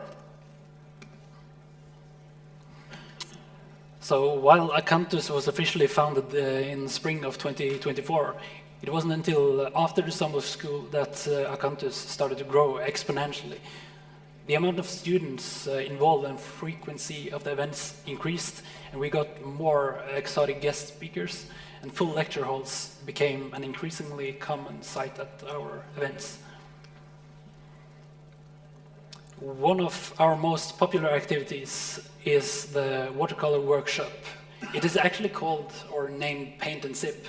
Usually people open a beer and then they get too focused on their watercolor to remember that they were supposed to drink also.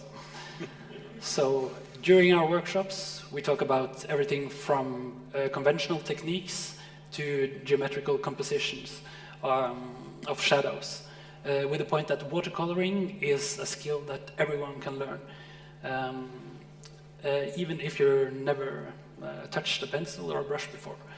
And today you will also get to experience this firsthand after our lecture, where we invite you to our own paint and sip here that we hope that you will enjoy.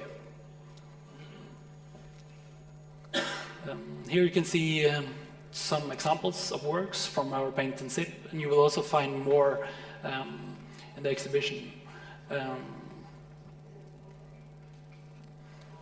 Guest lectures are also one of the popular activities we offer, inviting both craftsmen, architects, professors, and city planners to come and speak for us, giving us unique insights that the university normally doesn't offer. And mind you, these are students that stay behind after school, just to do more school. It really goes to show that the dedication of students are very high.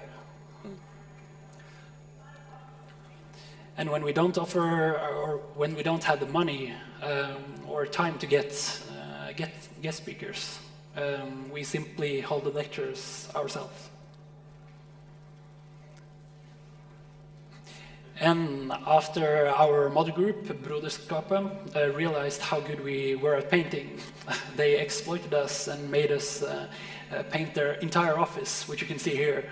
But thankfully, we were given some creative freedom and basically turned the office into temple. Despite not having any experience with drawing and on walls before, we actually think the results were quite good. So one of the highlights of Akanthus' story or Akanthus' life has certainly been our international excursion to Krakow last fall. And it's quite a funny story how this sort of started, and it started back because of the INPAU summer school, where we were being taught by the Polish professor Tomasz Jelensky, who is a professor in Krakow, and we went up to him and we said, well, hi Tomasz, we're thinking about doing an excursion to Krakow. If we go there, would you be able to do a lecture for us or speak for us? And he said, yeah, sure. He was very enthusiastic, but said, but I'm not too sure how many people I can accommodate, so how many do you guys think here are going to be? And we sort of laughed and said, oh, we're probably going to be like 10, 15 people going, don't worry. And as some of you can see from the text, we ended up being more than 90 students going to Krakow just to learn about traditional and classical architecture and urban planning. Some of these students did not come from NTNU, and some of them weren't even architecture students. They were building engineers who had wanted to come along as well.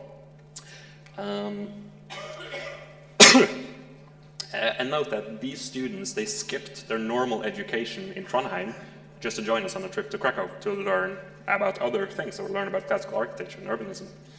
And you might think this was just a fun, vacation where you go and drink beer, but it actually wasn't, because every single day you had hours of lectures, you had this comprehensive compendium of books and articles you were supposed to be reading, and you also had to produce a lot of drawings, as you can see here, drawing the cityscapes, drawing the buildings. And of course, we did drink a lot of beer, but that is besides the point of the presentation today. And every day we presented a new theme, discussing, for instance, urbanism, crafts, composition, hierarchy in classical buildings. And the picture on the right here, you can see it's taken from the lecture that Tomasz Jelensky actually held for us. And we were so many people that some of them had to sit on the desks as well. And we raided another classroom for chairs, and yeah, it was quite stuffy in there. So at the end of the trip, the material and the drawings were gathered, and we presented their works in our own little exhibition at school. And the trip was overall very, very successful. And our work didn't go unnoticed, and Akanthus slowly started making headlines in local student newspaper to the official state-run news agency, and even random newspaper in Mexico. And as the word spread, Akanthus was chosen as the first recipient of Ny Norsk Kulturpris, a new cultural award given to people who promote classical arts in Norway. So here we are receiving the reward.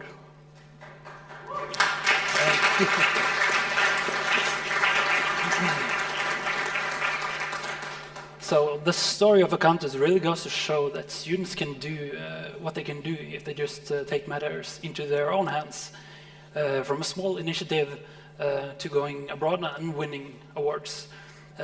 We want to show you that you don't need to be an expert, you don't need to know everything to promote classical architecture and make a difference. Together in just 1 year we have created a wonderful community, always interested in learning from another and making this knowledge accessible for everyone, to help create a more beautiful world for generations to come. And we have to give you a sort of a little tease, because this fall we are actually going on another excursion. And we will probably more than 90 people going this time. And like last time, people who weren't even from NTNU were joining us. And we would like to say that we are going to Italy sometime in September. And we would actually like to invite all of you to join. You don't even have to be a student.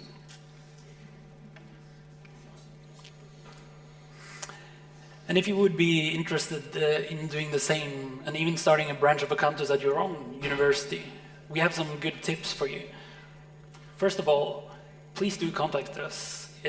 We have gained a lot of experience now, and we'll gladly share it with you. As we had said, it's not about gatekeeping, but spreading it to everyone who might even be slightly interested. And of course, you should join our excursions and bring other students from your university. The INTPO summer schools are also highly recommended, not only for the skills taught there, but for people you'll meet and the communities you'll join. And starting something like this would not be possible without the community. So reach out to your fellow students, speak about these things, and you'll be impressed how many actually share your frustrations, but also the interests. And finally, remember that you don't need to know everything to start. All of us just started from ground zero, driven only by interest, not skill. Just do it.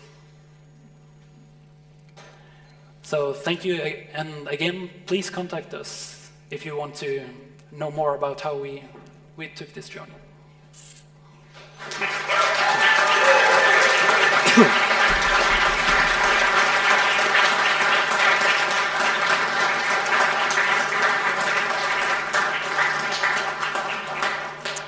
And now you're allowed to move, get up your seats and go to the watercoloring section, because Magnus here will be showing you the general principles of how you, the general techniques of watercoloring, so that you can follow them and do it on your own on the templates we have on the board. So yeah, thank you.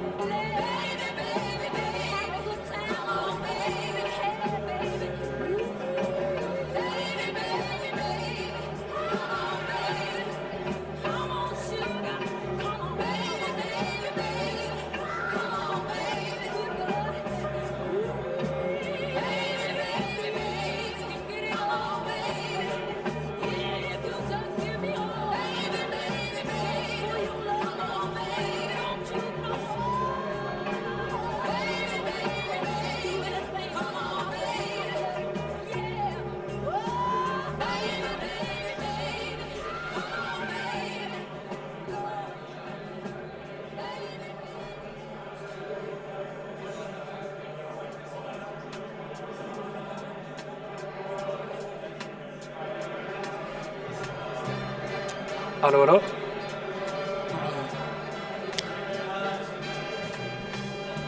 Good.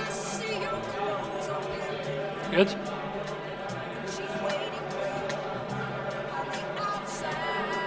Okay.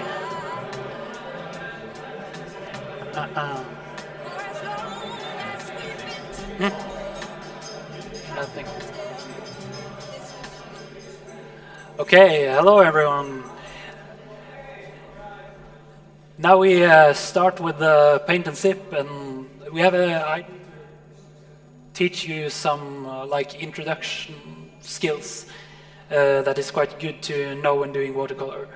And I will try to show you some of them. The main things we will show is how you equally distribute the watercolor pigments, and also how you create gradients.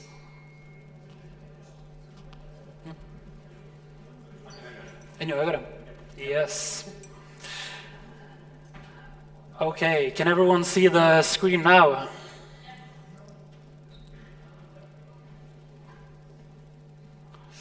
Okay, so first you start with mixing your watercolor.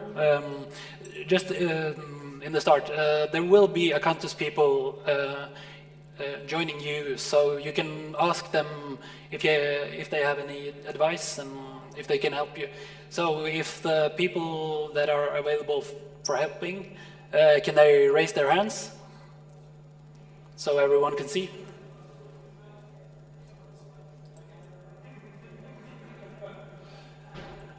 Okay, good.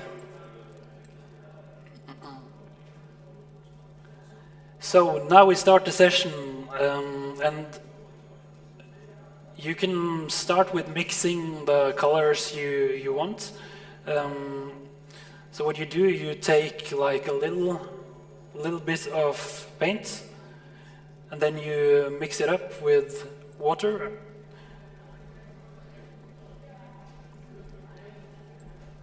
And the main important thing about doing watercolors is that you have to keep adding water to get like a nice finish. And if you have too much paint in it, it would get grainy. So you want a nice equal color.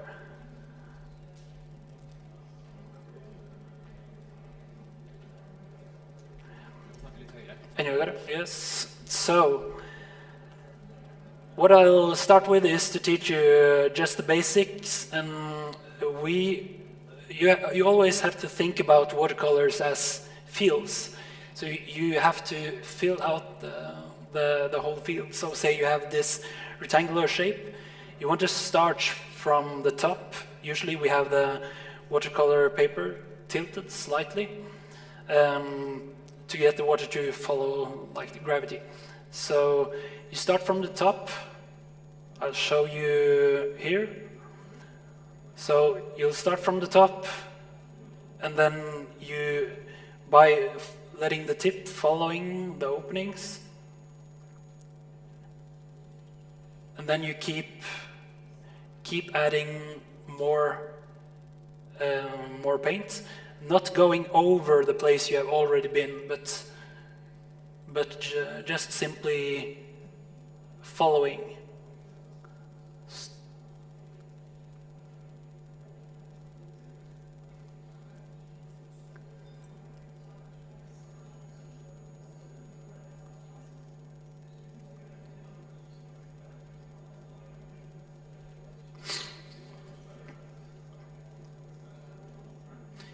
You would see how under the tip of the brush there's like a little bubble of water, and that's the goal, to use that bubble and lead the paint over the field that you're planning to fill out with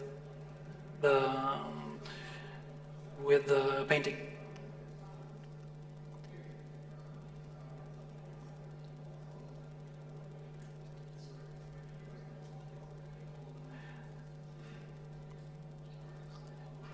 So this is like the most important thing, to get like an equal distribution of paint.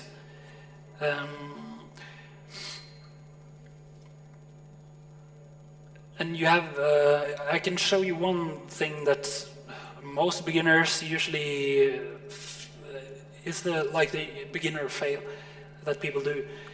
If you start by painting something like, yeah, just a little field, and then you let it dry a little bit,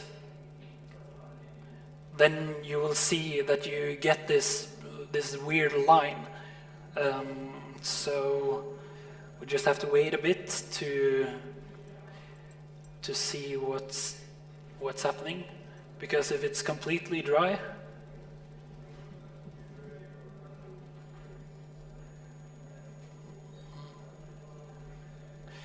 you can see it from this point.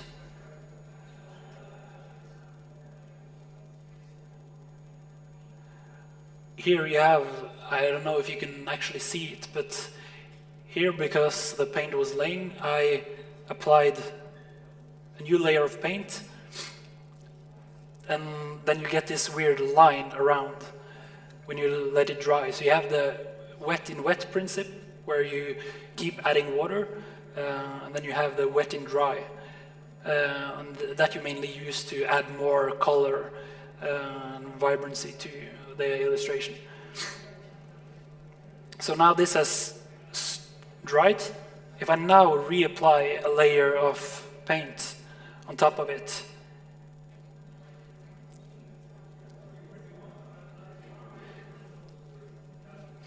so if you see at the tip of the brush, here you get this weird line. So the main thing with watercolor is that you have to plan out what you're going to do. So if you have like one field, this rectangle is what I'm going to fill out, then that's the most important thing, to just keep adding water and fill out that whole field without going back over the painting, because then you will get these drying lines.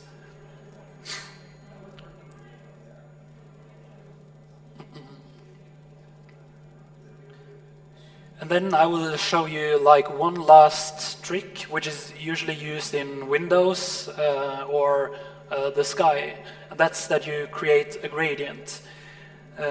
So what you do is that you, instead of laying an equal layer of paint each time, like I did now, you start by laying like a thick bubble of paint.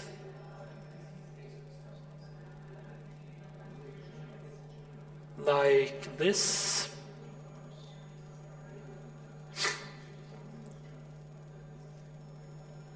And once you have this thick layer, when you then just add water, not paint, just water, and keep dragging, you will slowly drag down less and less color, and you would see gradients appearing. So you only follow you only follow where the water bubble is, and then slowly walking you downwards, adding more water, and then you will see that the gradient starts to appear.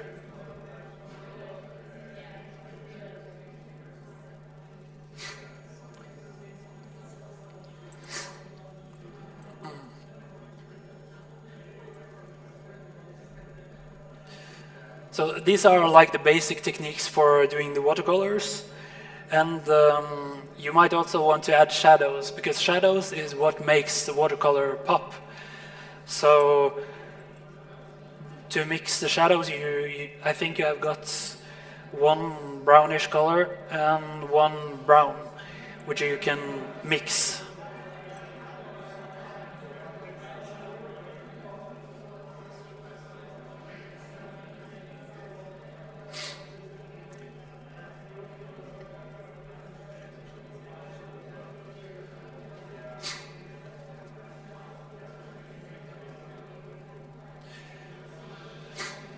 So the shadows are done in the 45 degrees. That's how they're constructed. I mean, it's quite complicated to show you now, but what you'll do is that when you start by laying the colors, and then you add the shadows at last, and then you will see how details pop. And I think that's probably why classical architecture is so unique. It's that you have all these ornaments and moldings that when the sun is cast on it, it creates nice shadows and makes the building more interesting than just a bland surface. So in this case, I would try to add like shadows to this part of the door on the side.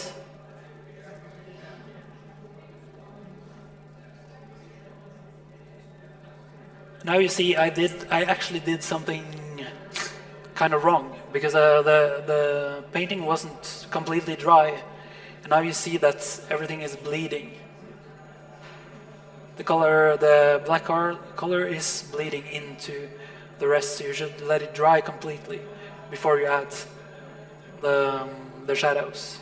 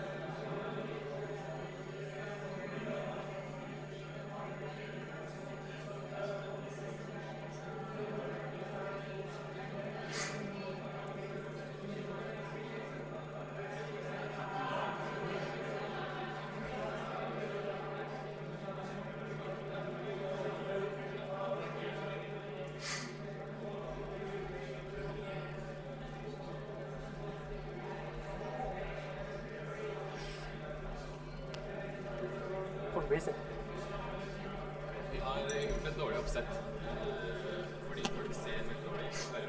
Ok, men... Vi har fått fantastiske bilder. Ok, ja, folk... Ja, send det videre. Ja. Ja.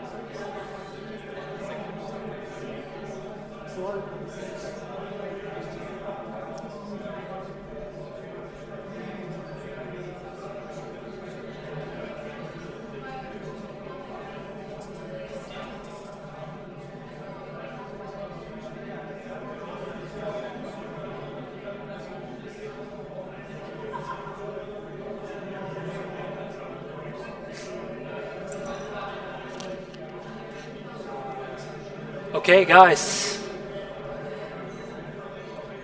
They won't hear you. They won't hear you.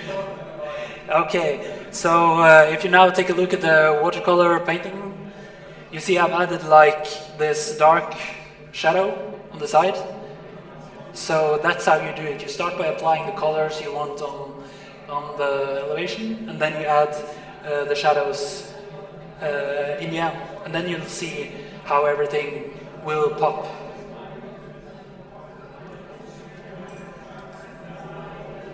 Yeah.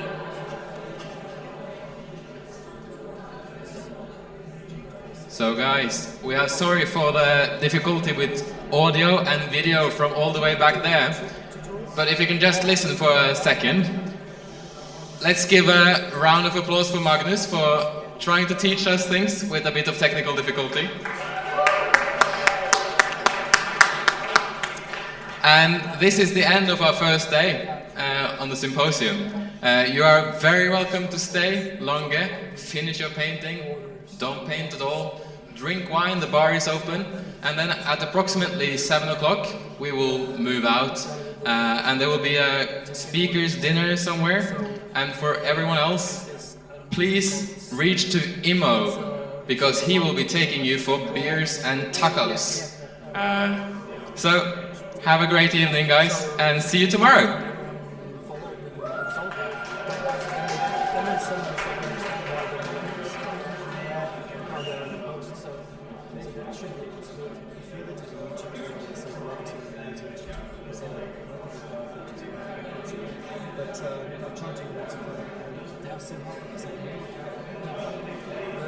But it's quite simple. I mean, it's used as a